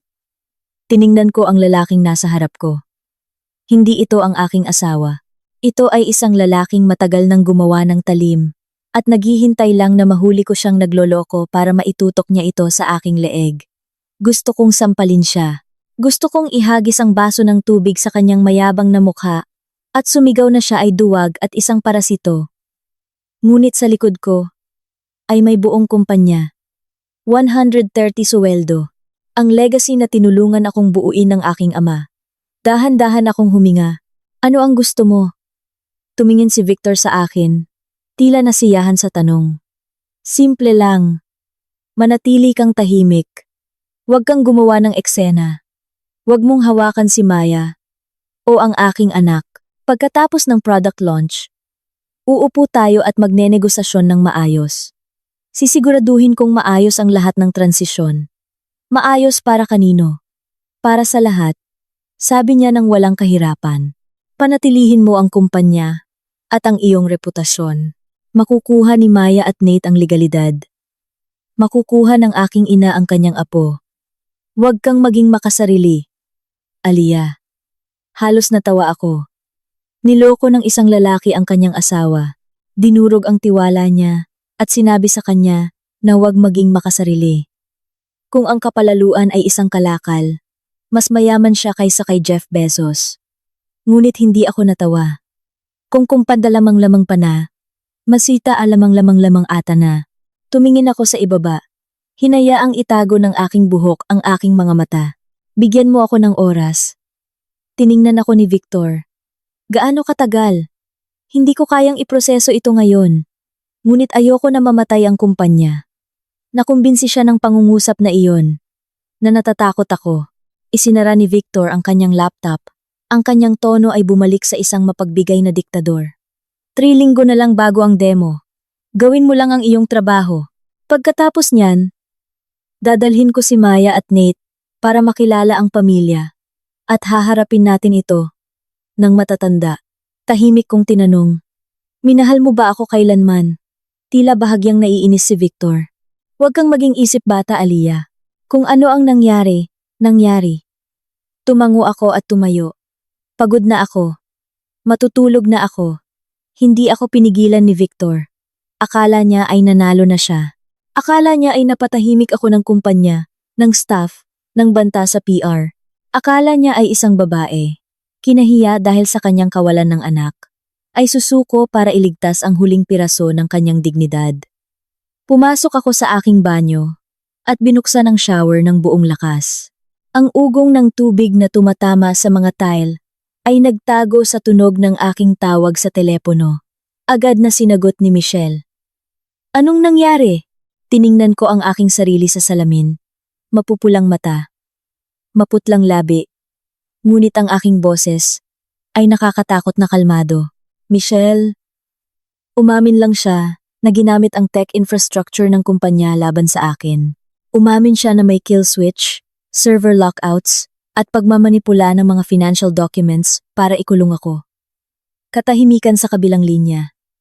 Nirecord mo ba? Tiningnan ko ang pangalawang telepono na nakalagay sa bulsa ng aking robe. Tumatakbo pa rin ang voice memo app. Oo, ang boses ni Michelle ay mahina, matalas, at nakamamatay. Magaling. Hindi lang tayo nakikipag-ugnayan. Sa isang mapanlinlang na pagpapawalang bisa, nakikipag-ugnayan tayo sa corporate extortion at cyber-sabotage. Pinatay ko ang tubig. Hinayaang tumama ang malamig na hangin sa aking balat. Sa labas sa sala, nakaupo si Victor sa aking sofa. Iniisip na napilit niya akong yumuko. Ngunit ang ilang pagyuko ay hindi tanda ng pagkatalo. Minsan, tumitingin ka lang sa ibaba upang makita kung saan ilalagay ang bear trap. Kinaumagahan, mas maaga akong nagising kaysa karaniwan. Tahimik ang bahay. Ang sofa ay eksaktong katulad ng dati. Ang kanyang kape sa mesa. Ang kanyang sapatos na maayos na nakalagay sa pintuan. Kung hindi mo alam, hinding-hindi mo mahuhulaan na may kasal na pinatay dito noong nakaraang gabi. Lumabas si Victor mula sa walk-in closet. Inaayos ang kanyang kurbata sa salamin. Tiningnan niya ako. Ang kanyang boses ay kasing gaan na parang panaginip lang. Ang nakaraang gabi, nakatulog ka ba ng maayos? Nagbuhos ako ng kape. Ayos lang. Alam kong nabigla ka. Ngunit sa huli makikita mo na wala akong ibang pagpipilian. Bumaling ako sa kanya ng isang saglit. Gusto kong tanungin kung ano ang gawa sa kanyang puso para sabihin ang napakapangit na bagay na iyon nang walang pagbabago sa mukha. Ngunit nilunok ko ito. Ayoko nang makipag-away pa. Pagod na ako. Nasiyahan siya. Lumapit siya. Ang kanyang tono ay mapanghusga. Mag-focus ka lang sa launch. Sasagutin natin ang iba pa mamaya. Tumango ako. Oo. Sasagutin natin ito mamaya. Ngunit hindi lang siya ang nagpaplano. Pagkaalis ni Victor, dumiretso ako sa isang cafe sa poblasyon para makipagkita kay Michelle. Nakaupo siya sa likod na sulok. Bukas ang kanyang laptop, isang legal pad, at dalawang mainit na kape sa harap niya. Ano pa ang sinabi niya? Tanong niya. Inilapag ko ang aking telepono sa mesa. Nirecord ko siya na umamin na ginamit niya ang sistema ng kumpanya para blackmail ako. Sinabi rin niya na pagkatapos ng launch, humihingi siya ng legitimacy para kay Maya at sa bata. Dahan-dahang tumango si Michelle. Magaling. Mayroon pa tayong isa pang sandata. Ngunit kailangan mong tandaan, huwag mong hayaang maghinala siya na sumasalakay ka. Ipinulupot ko ang aking mga kamay sa tasa ng kape. Malamig pa rin ang mga ito. Ano ang susunod na hakbang? Isinulat ni Michelle ang 3 bullet points sa kanyang pad. 3 aspeto. Una, ang mapanlinlang na annulment. Pangalawa, ang corporate extortion sa pamamagitan ng tech access. Pangatlo, ang abnormal na daloy ng pananalapi. Magbabahagi ka lang ng impormasyon sa batayan ng kailangan malaman. Walang tsismisan. Tiningnan ko ang listahan. Sa unang pagkakataon sa loob ng ilang araw, umayos ang kaguluhan sa aking isip. Una, sabi ni Michelle, walang pipirmahan ka maliban. Kung babasahin mo ang bawat pahina, huwag kailanman, dahil sa pagmamadali, pagtitiwala, o kakulangan. Napakamahal ng matrikula na iyan. Hindi ko iyan makakalimutan. Pangalawa, lahat ng iyong personal na dokumento, orihinal na corporate files, at pisikal na selyo, ay ilagay sa isang secure na vault, hindi sa bahay. Tumango ako. Pangatlo, higpitan ang protocol para sa mga pagbabago sa back-end system sa trabaho. Sino mang gustong mag-push ng update ay nangangailangan ng log ticket at dual approval. Huwag kang magsisisi kay Victor. Gamitin lang ang nalalapit na Series B launch bilang dahilan para higpitan ang seguridad. Ayaw ni Victor niyan. Magaling! Ang mga taong ayaw sa malinaw na protocols ay karaniwang naghahanap ng backdoor. Pagkaalis sa cafe, pumunta ako sa opisina nang mas maaga kaysa karaniwan. Tinawagan ko si Sofia Cruz, ang aming lead accountant, sa aking opisina. Pumasok si Sofia na may hawak na tumpok ng mga invoice. Kailangan mo ako? Aliyah? Isinara ko ang pinto at binaba ang aking boses. Sofia, kailangan kong suriin ng malalim ang lahat ng gastos sa tech at external maintenance. Sa nakalipas na 4 na taon, panatilihin itong ganap na lihim. Huwag mo munang tanungin kung bakit. Sumimangot si Sofia. May problema ba? Wala pa akong conclusion. Ngunit kailangan kong siguraduhin. Agad na tumango si Sofia. Sofia ng data analalaama. Naiintindihan ko. Fi-filter ko sa pamamagitan ng vendor groups at susubaybayan ang cash flow. Tiningnan ko siya. Nakaramdam ng pagmamahal. Sa isang mundo kung saan sinasaksak ako ng aking pamilya, ang aking kasamahan ay matatag sa prinsipyo. Sumunod, tinawagan ko si Nancy, ang admin. Pumasok siya na mukhang kinakabahan. Umupo ka.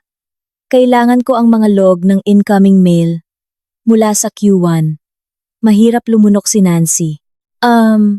Pwede ko bang dalhin pagkatapos ng tanghalian? Tinitigan ko siya ng diretso sa mata. Ang aking boses ay matatag ngunit sukat. Hindi. Kailangan ko ang mga iyon ngayon. Huminto si Nancy ng 1 segundo bago bumulong. Kukunin ko na po. Nang lumingon siya, may napagtanto ako. Ang pinakamaliit na ugnayan sa kadena ay karaniwang ang unang kumakalampag. Ang mga taong gumagawa ng maruming trabaho ay hindi laging ang masasamang utak, ngunit sila ang mga susi na nagbubukas ng vault. Nang hapong iyon, nagtawag ako ng maikling sync sa engineering at ops teams. Nandoon si Victor. Pinanatili ko ang aking corporate CEO persona. Mula ngayon hanggang sa demo. Ang bawat pagbabago sa sistema ay nangangailangan ng log ticket at ng aking huling pahintulot. Walang rogue deployments na labas sa protocol. Sumandal si Victor. Sumisinghal. Bakit biglang naging red tape? Kailangan ng flexibility ng mga devs. Kung mas malapit tayo sa launch, mas mahigpit ang barko. Sagot ko. Hindi ako magsasapanganib ng pagbagsak dahil sa isang undocumented push.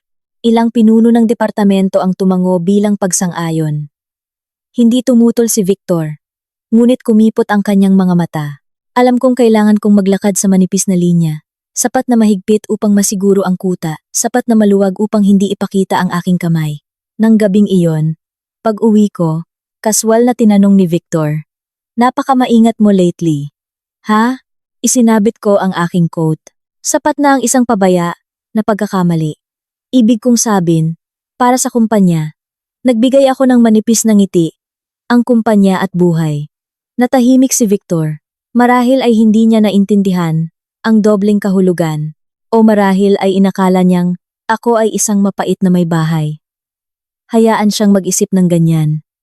Noong gabing iyon, nanatili ako sa opisina ng late. Ang mga pasilyo ay walang tao, maliban sa ugong ng HVAC at ng vacuum ng janitor sa gabi. Nasa isang maliit na conference room ako kasama si Sofia. Nakalatag sa mesa ang kanyang laptop, bank statements, invoices, at malamig na kape. Itinulak ni Sofia ang kanyang salamin. "Aliyah, masama ito." Umupo ako ng tuwid. "Alin?" "Hindi isa. Isang buong kumpol." Ibinukadkad niya ang kanyang laptop sa akin. Isang spreadsheet ang nagpakita ng mga kontrata para sa system maintenance, cybersecurity consulting, hardware upgrades, at backup servers. Normal na gastos para sa isang tech firm. Ngunit ang buhay ay parang isang accounting ledger. Ang mga bagay na mukhang pinakanormal ay karaniwang kung saan nakabaon ang mga katawan. Itinuro ni Sofia ang isang pangalan ng vendor. Jenkins Tech Solutions Corp. Sa nakalipas na 2.5 taon, nag-wire tayo sa kanila ng mahigit PHP 1,048,500,000. Sumimangot ako. Sino sila? Sa papel, isang IT hardware supplier. Ngunit sinuri ko ang kumpanya. Ang rehistradong address ay isang sira-sirang bahay sa isang probinsya sa Bicol. Walang website, walang tech staff, walang warehouse. Tinitigan ko ang pangalan ng registered agent. Clara Santos. Huminto ang puso ko. Tumingala si Sofia. Kilala mo ba siya? Kinuha ko ang file na ipinadala sa akin ni Miguel. Clara Santos, ina ni Maya. Ang babaeng umiyak sa harap ng aking ama at ako. Nagmamakaawa ng pera para iligtas ang kanyang anak mula sa mga nagpapautang. Ang babaeng ang PHP, 15,000 utang, ay personal kong binayaran. Ngayon ay nasa gitna siya ng cash flow ng aking kumpanya. Naging parang papel de liha ang aking lalamunan. Magpatuloy ka sa paghahanap, Sofia. Tumango si Sofia. Nag-scroll pababa. Mayroon pang iba. Luzon Digital, Visayas Software. Lahat ay peking address o rehistrado sa ilalim ng mga virtual office sa mga business district. At ang bawat isa sa mga vendor approval na ito ay nilagdaan ni Victor. Tiningnan ko ang mga numero. PHP 25,000, PHP 13,500,000 dito, PHP 10,000,000 doon, na umabot sa PHP 48,500,000 sa kabuuan. Nakatigil sila sa screen, ngunit sumisigaw sila sa akin. May mga deliverables ba? Tanong ko. Wala? Suminghal si Sofia. Mga invoice na nagsasabing security consulting rendered o hardware delivered. Walang serial numbers. Walang receiving signatures. Ipinikit ko ang aking mga mata. Sa loob ng maraming taon, ipinagkatiwala ko kay Victor ang tech budget. Pinamahalaan ko ang macro finances, ang malaking larawan. Kumilos ako ng may tiwala. Pinayagan ko ang isang soro na bantayan ang bahay ng manok. At ngayon ay nagtataka ako kung bakit may mga balahibo sa lahat ng dako. Patuloy na nag-filter si Sofia. Ang pera ay dumaloy mula sa Novatech papunta sa mga vendor, pagkatapos ay bumalik sa mga personal na account na konektado sa pamilya ni Maya o inalis bilang cash. Tamang-tama ang mga petsa.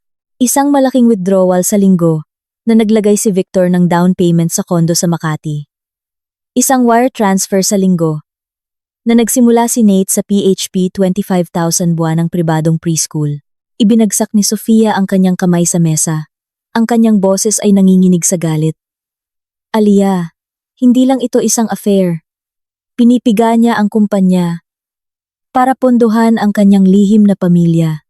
Pasensya na, ngunit tinitingnan ko ito at kumukulo ang dugo ko. Dito kami nagpapakahirap. At itong lalaking ito ay pumirma ng isang papel at binilhan ang kanyang kabit ng kondo.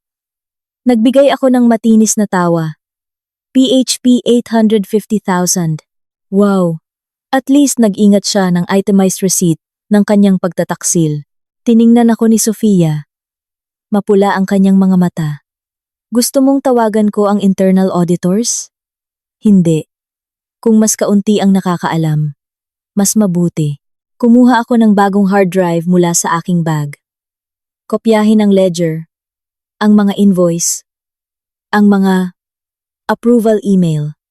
Huwag gamitin ang company server. Bukas ipapasil ko kay Michelle ang isang forensic copy. Done, sabi ni Sofia ng matindi.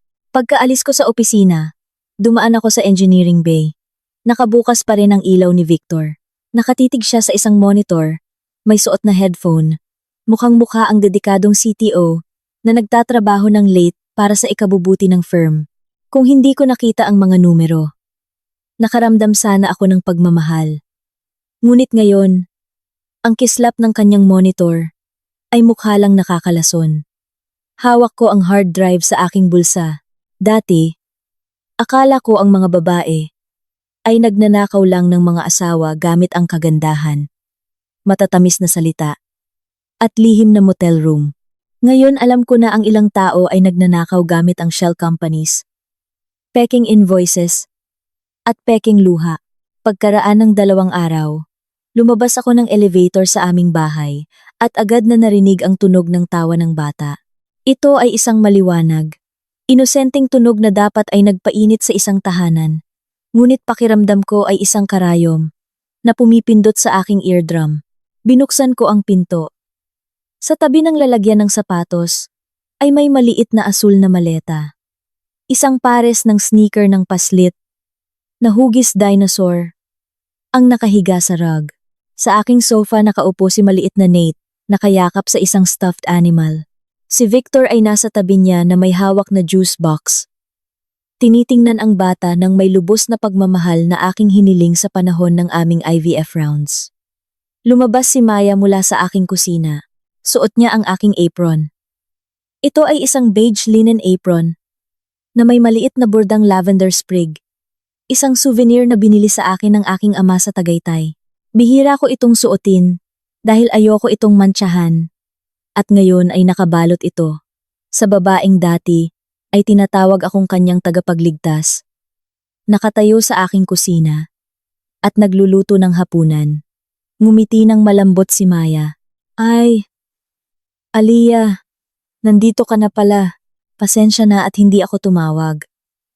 May emergency maintenance sa buong floor ng kondo namin dahil sa tumagas na tubo. Kaya pinutol ang tubig at kuryente. Paliwanag ni Maya. Sumingit si Victor. Ang kanyang tono ay nakakainis na kalmado. Dahil legal na annulled na tayo. Technically, akin ang bahay na ito sa ilalim ng pinirmahan mong asset agreement. Mananatili sila rito habang inaayos mo ang paglipat ng mga shares sa akin. Huwag kang gumawa ng eksena sa harap ng bata. Ang bata, ginamit niya ang bata bilang human shield. Gumawa ng pagkakamali. Pagkatapos ay ilagay ang isang paslit sa crossfire. Para ang biktima ay mukhang halimaw. Kung magagalit, ito ay isang klasikong kasuklam-suklam na taktika ng manipulasyon. Tumingala si Nate sa akin. Ikaw ba si Miss Aliyah? Tumingin ako sa ibaba. Pinipilit na lumambot ang aking boses. Oo, ako si Aliyah. Itinaas niya ang kanyang plastic na dinosaur. Sira ang gulong. Kaya mo bang ayusin? Sabi ni Daddy Victor, aayusin niya. Pero nakalimutan niya. Ang parira lang Daddy Victor ay parang pisikal na suntok. Ngunit hindi alam ng bata. Lumuhod ako at binalik sa lugar ang gulong. Ayan oh. Wow. Ang galing mo. Humagikhik si Nate. Hinaplos ko ang kanyang ulo at tumayo. Nakatayo si Maya sa malapit. Ang kanyang boses ay puno ng nakakalasong tamis. Mahal na mahal ka na ni Nate. Sinabi ko sa kanya kung gaano mo katulong si Mommy noon. Tiningnan ko siya. Ay, naaalala mo pa iyon? Nag-alinlangan ang kanyang ngiti ng isang segundo, ngunit agad siyang yumuko. Siyempre, utang ko ang buhay ko sa iyo. Ang pasasalamat ng ilang tao ay isang sampal lang sa mukha na nagbabalat kayo. Noon, bumukas muli ang pintuan. Pumasok si Elena, ang aking biyenan, na may dalang bag ng groceries. Nasinundan ng aking biyenan, si Marco, na may bitbit na isang case ng tubig. Pagkakita ni Elena kay Nate, ibinaba niya ang mga bag at tumakbo sa kanya. Ay, aking matamis na bata! Sobra kang namimiss ni Lola. Tumawa si Nate. Tumingin sa akin si Marco. Hindi komportable. Hoy, Aliyah, kakagaling mo lang sa trabaho? Bago ako makasagot, suminghal si Elena. Marco, hayaan mo ang bata na maglaro. Pagod si Aliyah mula sa opisina. Hayaan mo siya. Hindi niya ako tinawag na kanyang manugang. Aliyah na lang ako ngayon. Ang babaeng ilang araw na ang nakalipas ay humihingi sa akin na bigyan siya ng tagapagmana, ay agad na pinalitan ako sa aking sariling tahanan. Elena, tila alam mo ang lahat. Sabi ko ng pantay. Sinabi sa amin ni Victor, sabi ni Elena, nang walang paghingi ng paumanis, yakap-yakap si Nate. Hindi kayo magkatugma. Tapos na ang pagpapawalang bisa. Hindi mo siya mabigyan ng mga anak. Ano ang inaasahan mo? Kailangan ng pamilya ng tagapagmana. Dapat ba akong magbalewala sa sarili kong apo? Sumimangot si Marco. Elena, hinay-hinay lang. May nasabi ba akong mali? Balik tanong niya. Naghintay kami ng mga taon para sa isang lalaki. Ngayon mayroon kaming magpapatuloy ng apelyidong De Leon. Kumikita si Aliyah ng malaki. Oo, ngunit kung hindi siya kayang maging ina, kailangan niyang maintindihan. Tumingin si Maya sa ibaba, pinilipit ang tupi ng kanyang apron, nagpapanggap na biktima. Ngunit nakita ko ang dulo ng kanyang labi na bahagyang umangat. Isang ngisi ng panalo, nakatago sa likod ng peking luha. Tumayo si Victor, nagpapanggap na tagapamayapa. Mama, pagod si Aliyah. Hayaan na lang natin. Tiningnan niya ako. Hayaan mo na lang silang manatili. Huwag kang gumawa ng eksena. Tumingin ako sa paligid. Ang tea set na binili sa akin ng aking ama. Ang mga potted succulents na pinatubo ko sa balkonahe. Lahat ay may bakas ng aking mga daliri. Gayunpaman, nakatayo ako dito na parang isang hindi inanyayahang bisita. Malambot na nagsalita si Maya. Aliyah, nagluto ako ng hapunan. Sumama ka sa amin. Alam kong gusto mo ang iyong inihaw na manok na may dagdag na herbs kaya ginawa ko itong espesyal. Tinitigan ko siya. Marami kang alam. Kinagat ni Maya ang kanyang labi. Gusto ko lang ng kapayapaan. Ang kapayapaan ay hindi pagpasok sa bahay ng isang tao at pagsasabi sa kanila na manahimik. Sabi ko, napakatahimik ng silid. Sumimangot si Victor. Aliyah, itinaas ko ang isang kamay. Hindi ako sumigaw. Hindi ako umiyak. Malinaw akong nagsalita. Pagod na ako. Kumain na kayo ng hapunan. Nasa opisina ako. Gusto kong tawagan ang seguridad ng Rockwell o ang pulisya para kalad ka rin sila palabas. Ito ang aking bahay. Ngunit pinigilan ko ang aking sarili. Kung gagawa ako ng malaking gulo ngayon, matatakot si Victor at baka i-trigger niya ang kill switch bago pa matapos ni David ang pag-secure sa back-end. Kailangan ko munang maging kalmado, mag-ipon ng ebidensya. Kailangan kong iligtas ang kumpanya. Suminghal si Elena. Tingnan mo ang ugali. Tingnan mo. Tingnan mo ang ugali. Dumating kami at hindi man lang siya makikipaghapunan. Huminto ako sa hagdan at lumingon. Nakipaghapunan ako sa inyo sa loob ng maraming taon, Elena. Ngayong gabi, hindi ako sasama. Umakyat ako at kinandado ang pinto ng aking opisina. Kinuha ko ang aking backup phone, pinindot ang record, at isinuksok ito sa ilalim ng puwang ng pinto. Hindi ko inalala ang kanilang maliliit na chismis. Kailangan ko ng audio evidence na inililipat ni Victor ang kanyang kabit sa aking legal na tirahan. Itinuturing itong kanya at kinukumpirma ang kanyang manipulasyon. Nag-vibrate ang aking telepono. Isang text mula kay Victor. Matalino ka dyan. Ituloy mo iyan at hindi magiging pangit ang mga bagay-bagay. Hindi ako sumagot. Sa ibaba, narinig ko ang pagkalansing ng mga kubyertos. Naghahain si Maya ng manok. Naglalambingan si Elena kay Nate. Si Victor ay nakaupo sa ulo ng mesa na parang hari kasama ang kanyang perpektong pamilya. Nakatayo ako sa bintana. Nakatingin sa madilim na bakuran. Ang pagtitiis nito ay hindi pagkatalo. Ang pagtitiis nito ay pagpapaalam sa kanila na hukayin ang kanilang mga libingan ng napakalalim na hinding-hindi na sila makakaahon. Kinaumagahan, dumating ako sa Novatech at nakita ang lobby na nasa ganap na kaguluhan. Aliyah, may sitwasyon sa labas, sabi ng puno ng seguridad, habang nagmamadaling lumapit sa akin. Naririnig ko ang matinis na boses ng isang babae na umaalingaw-ngaw sa mga glass door. Si Clara iyon, ang ina ni Maya. Nakatayo siya sa plaza sa harap ng gusali. Hawak ang kanyang telepono sa isang selfie stick at nagla-livestream sa TikTok o Instagram. May maliit na grupo ng mga usisero ang nagtipon sa paligid. Tingnan ninyo ang lugar na ito. Sigaw ni Clara sa kanyang telepono. Inaapi ng bilyonaryong CEO na ito ang aking anak. Sinusubukan niyang agawin ang ama ng aking apo. Dahil lang may pera siya. Akala niya ay pwede na niyang itapon ang aking anak sa kalye. Humagulgol si Maya ng malakas. Hawak si Nate habang umiiyak sa tissue. Na tila isang martir. Gusto ko lang na magkaroon ng ama ang anak ko. Hindi ko kailangan ng pera niya. Pero napaka-makapangyarihan niya. Sinusubukan niya kaming sirain. Nakatayo ako sa likod ng salamin. Nakakaramdam ng matinding pagkasuklam. Ang babaeng lumipat sa aking bahay. Nagsuot ng aking apron. At nagluto sa aking kusina ay nakatayo ngayon sa harap ng aking kumpanya. Nag-iiyak-iyakan sa internet. Para magmukhang biktima, ang modernong kontrabida ay hindi lang gumagawa ng masama. Nag-empleyo pa sila ng PR team para paikutin ang kuwento. Bumaling ako sa seguridad. Panatilihin ang lahat sa loob. Huwag makipagtalo. Hayaan ng pulisya ang humawak nito. Tinawagan ko si Michelle.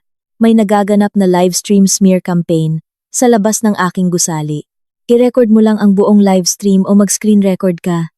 Mabilis na sabi ni Michelle. Huwag kang lalabas. Kukuha ako ng affidavit of electronic evidence para sa video na iyan. Idedemanda natin sila ng cyber libel sa ilalim ng Cybercrime Prevention Act ng bansa. Mabigat ang parusa nito. Aliyah.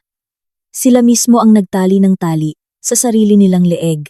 Dumating si Victor, pagkaraan ng 20 minuto. Nagmamadali siyang dumaan sa karamihan. Na mukhang natataranta. Hinawakan niya ang bisig ni Clara. Ano ang ginagawa ninyo? Opisina ng korporasyon ito. Marahas na binawi ni Clara ang kanyang braso. Kinakampihan mo ba siya? Nagdurusa ang anak ko. Humihikbi si Maya. Victor, ayaw naman naming pumunta rito. Sadyang masyadong mapangprotekta lang si Mama.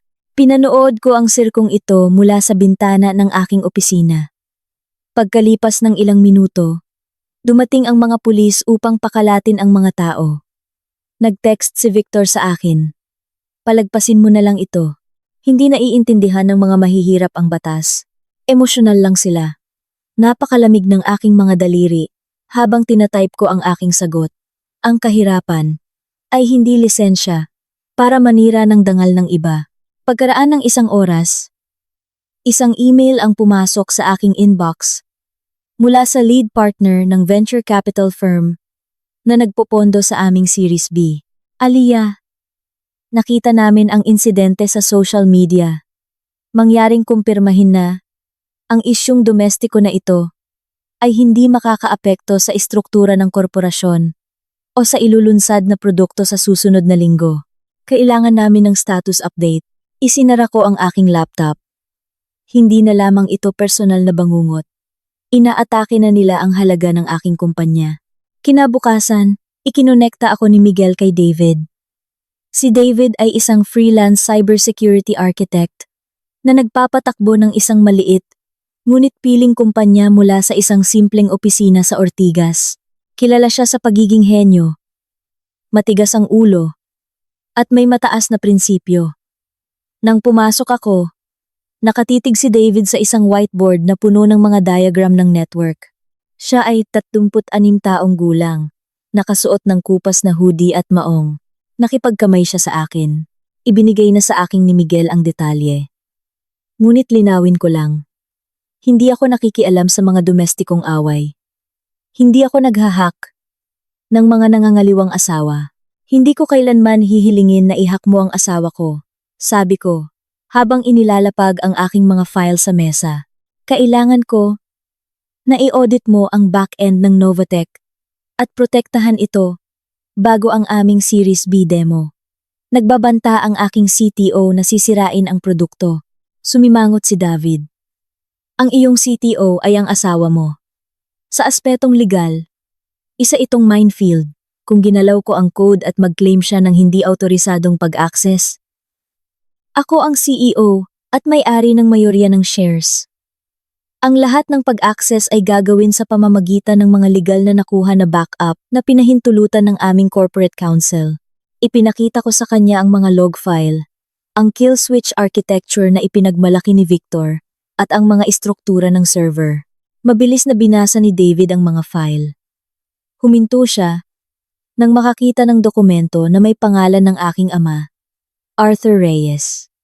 Inalis ni David ang kanyang salamin at matagal na tinitigan ang pangalan. Nagbago ang lamig sa kanyang pakikitungo. Nagulat ako. Kilala mo ang papa ko? Kinuskos ni David ang kanyang mga mata. Noong nasa kolehiyo ako, wala akong kapera-pera.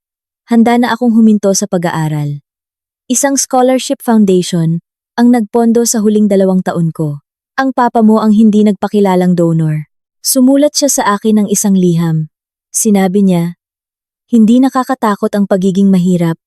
Ang nakakatakot ay ang makalimutan na mayroon kang daan pasulong. Hindi ako magiging ganito kung wala siya. Naupo ako sa gulat at katahimikan. Hindi kailanman binanggit iyon ng aking ama. Kakaiba ang buhay. Ang mga taong iniligtas ko ay bumalik para sirain ako. Ang taong iniligtas ng aking ama, maraming taon na ang nakalipas, ay lumitaw mismo sa oras na itinulak ako sa gilid ng bangin. Isinara ni David ang folder. Sige, payag ako sa 3 kondisyon. Una, kailangan ng matibay na mga legal na kontrata. Pangalawa, magtatrabaho lang ako sa isang secure na sandbox environment. Pangatlo, hindi ako bayani. Ako ay isang contractor na nagsesecure ng network. Tumango ako. Hindi ko kailangan ng bayani. Nakakalimutan ng mga bayani na pumirma ng NDA. Ang kailangan ko ay isang propesyonal. Bahagyang ngumiti si David. Ibigay mo sa akin ang aking team, ang mga backup, at 15 ilaba araw. Sapat ba iyon? Sapat na para mag-defuse ng bomba, kung handa kang huwag matulog, sabi niya. Ang lumang rest house ng aking ama sa Tagaytay ay matatagpuan sa isang liblib na bahaging napaliligiran ng mayayabong nakakahuyan. Doon siya pumupunta noon para takasan ang ingay ng Maynila. Ngayon, naging lihim na war room namin ito. Lumipat doon ang 4 na engineer ng team ni David, dala ang mga server, monitor, at mga kable. Ang amoy ng mga dahon ay napalitan ng amoy ng maiinit na electronic na kagamitan at mga latang inuming pampasigla. Hindi namin muling isinulat ang software. Muli lang naming itinayo ang mga access gate, ang authentication, ang mga admin key, at ang mga deployment protocol. Isang gabi, bandang 2:00 ng madaling araw habang kumakain ng instant ramen, tinawag ako ni David. Tingnan mo ito. Nakakita kami ng backdoor. Hindi ang ipinakita sa iyo ni Victor. Isang nakatagong pinto. Itinuro niya ang screen. May sumubok na mag-access sa shadow repository. Sino? Isang user na nagngangalang Luis Pratt. Si Luis, ang lead developer at kanang kamay ni Victor. Huwag mo muna siyang i-lock out. Mabilis kong sinabi. Kapag hinuli mo ang daga, nang masyadong maaga, mababalaan ang buong pugad. Hayaan mong isipin niya na hindi siya nakikita.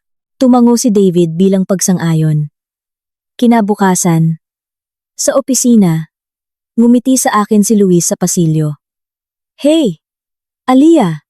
Mukhang maayos ang paghahanda para sa demo. On track tayo. Ikinagagalak kong marinig iyan, Luis. Ngumiti ako pabalik. Noong gabing iyon, nagpadala sa akin si Miguel ng kopya ng palitan ng text ni Luis kay Victor. Luis, hinihigpitan ni Aliyah ang mga protocol. Parang may nag-audit. Victor, bantayan mo siya. I-push mo ang shadow update. Ang shadow update ay isang nakakahamak na piraso ng code na sinubukan ni Luis na inject sa staging environment. Kung ma-deploy ito sa mismong pagtatanghal ng Series B, sadyang magka-crash ang system kapag nagkaroon ng mabigat na load. Kaya masisisi ni Victor ang aking mga bagong protocol sa pagkasira ng produkto.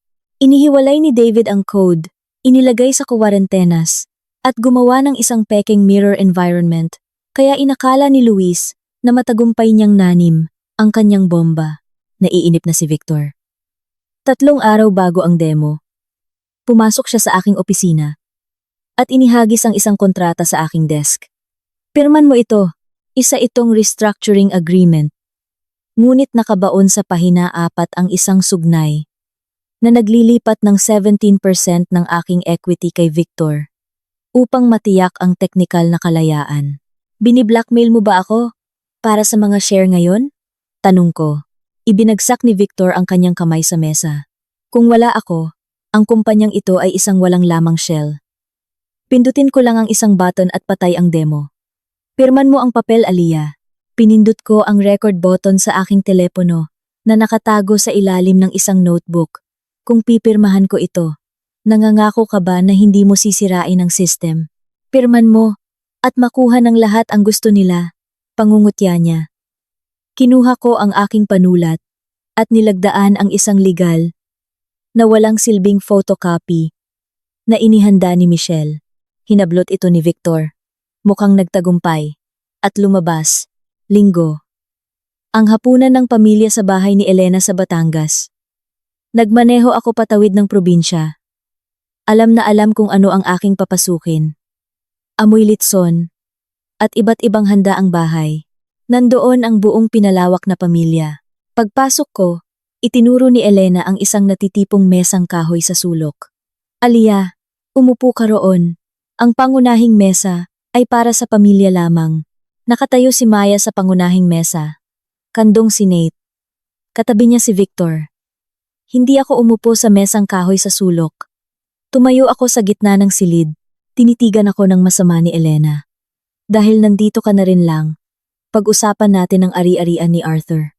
Dapat lang na ibahagi mo kay Victor ang perang iyon para sa kinabukasan ng kanyang anak. Hindi mo siya mabigyan ng pamilya, kaya ang pinakamaliit na magagawa mo ay suportahan ang bata. Natahimik ang buong silid. Tiningnan ko si Elena.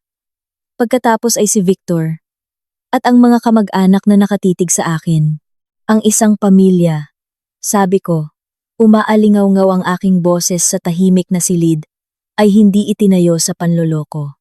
Ang pamana na iniwan ng aking ama, upang protektahan ang kanyang anak, ay hindi gagamitin para pondohan ang isang kalaguyo, isang nakaw na kondo, o isang lalaking nagnakaw ng PHP 48,500,000 mula sa sarili niyang mga empleyado. Biglang tumayo si Victor. Maputla ang kanyang mukha. Manahimik ka, Alia. Itinago mo ang mga papeles ng pagpapawalang bisa at mga funding document. Patuloy ko, tinitigan siya ng diretsyo. Nagnakaw ka sa Novatech. Ginamit mo ang isang paslit para hiyain ako. Tumingin ako kay Elena. At kinonsinti mo ang isang parasito dahil lang nahuhumaling ka sa bloodline. Inilapag ko ang aking table napkin sa mesa. Hindi na ako bahagi ng pamilyang ito. Magkikita tayo sa korte. Lumabas ako. Iniwan ang bahay sa isang tulala at nakabibinging katahimutan.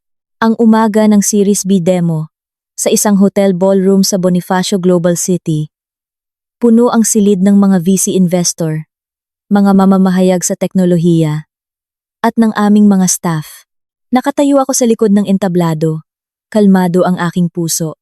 Binigyan ako ni David ng thumbs up mula sa tech booth. Ang peking sandbox environment ay nakabukod na. Ang tunay na sistema ay hindi matitinag. Naglakad ako sa entablado at iniharap ang aming pitch. Ikinuwento ko ang pinagmulan ng Novatech. Hindi ko binanggit si Victor. Tamang-tama sa oras, tumayo si Victor mula sa unahang hilera, hawak ang isang mic. Kailangan kong patigilin ang pagtatanghal na ito. Bilang CTO, may natuklasan akong kritikal na kahinaan sa seguridad. Ang CEO mismo ang naglagay sa panganib sa aming arkitektura. Kailangan kong initiate ang isang system kill switch. Para sa kaligtasan, nagbulungan ang mga investor. Kislapan ang mga kamera. Inilabas ni Victor ang kanyang laptop at marahas na pinindot ang enter key. Naghintay siyang magdilim ang mga screen. 1 segundo. 5 segundo, 10 segundo. Ang dashboard ng Novatech ay nanatiling nagniningning. Nang maganda sa malaking projector, isang maliit na pop-up ang lumitaw sa screen ni Victor. Access denied. Credentials revoked. Napatulala si Victor. Nakatitig sa kanyang screen. Nang may sindak, lumabas si David mula sa booth, hawak ang isang mic. Ang aking pangalan ay David. Isang independenteng cybersecurity auditor. Sa legal na utos ng CEO, matagumpay naming na-neutralize ang isang nakakahamak na banta. Mula sa loob, ligtas at secure ang sistema. Nagkagulo ang mga tao sa bulungan. Humakbang ako sa gitna ng entablado para sa ganap na transparency sa ating mga investor. Sabi ko, habang pinipindot ang clicker, nagbago ang screen, at ipinakita ang isang forensic accounting report. Nakatuklas kami ng PHP 48,500,000 na ninakaw mula sa Novatech sa pamamagitan ng mga shell company na konektado sa ating dating CTO at sa kanyang mga kasabwat. Sinubukan ni Luis na dumaan sa likurang pinto, ngunit naghihintay na doon ang corporate security. Sa likod ng silid, sinusubukan ni Clara at Maya na tumakas. Ngunit nakatayo roon si Miguel kasama ang 2 investigador ng pulisya. At nakatayo sa tabi ni Miguel ay ang isang lalaking nagngangalang Lando, ang dating kasintahan ni Maya. mula sa kanilang probinsya sa Bicol. Nakita ni Victor si Lando at naglakad patungo sa likod. Ano ito? Inabot ni Miguel kay Victor ang isang Manila folder. Bago ka makulong dahil sa corporate fraud, dapat mo muna itong basahin.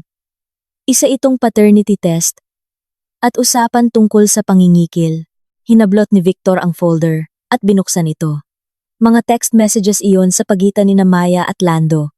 Pinuperahan pala ni Maya si Victor habang sinasabi kay Lando na kailangan niyang kumuha ng sustento mula sa lalaking nauto niya hanggang sa matanto niya na mas malaking gatasan si Victor.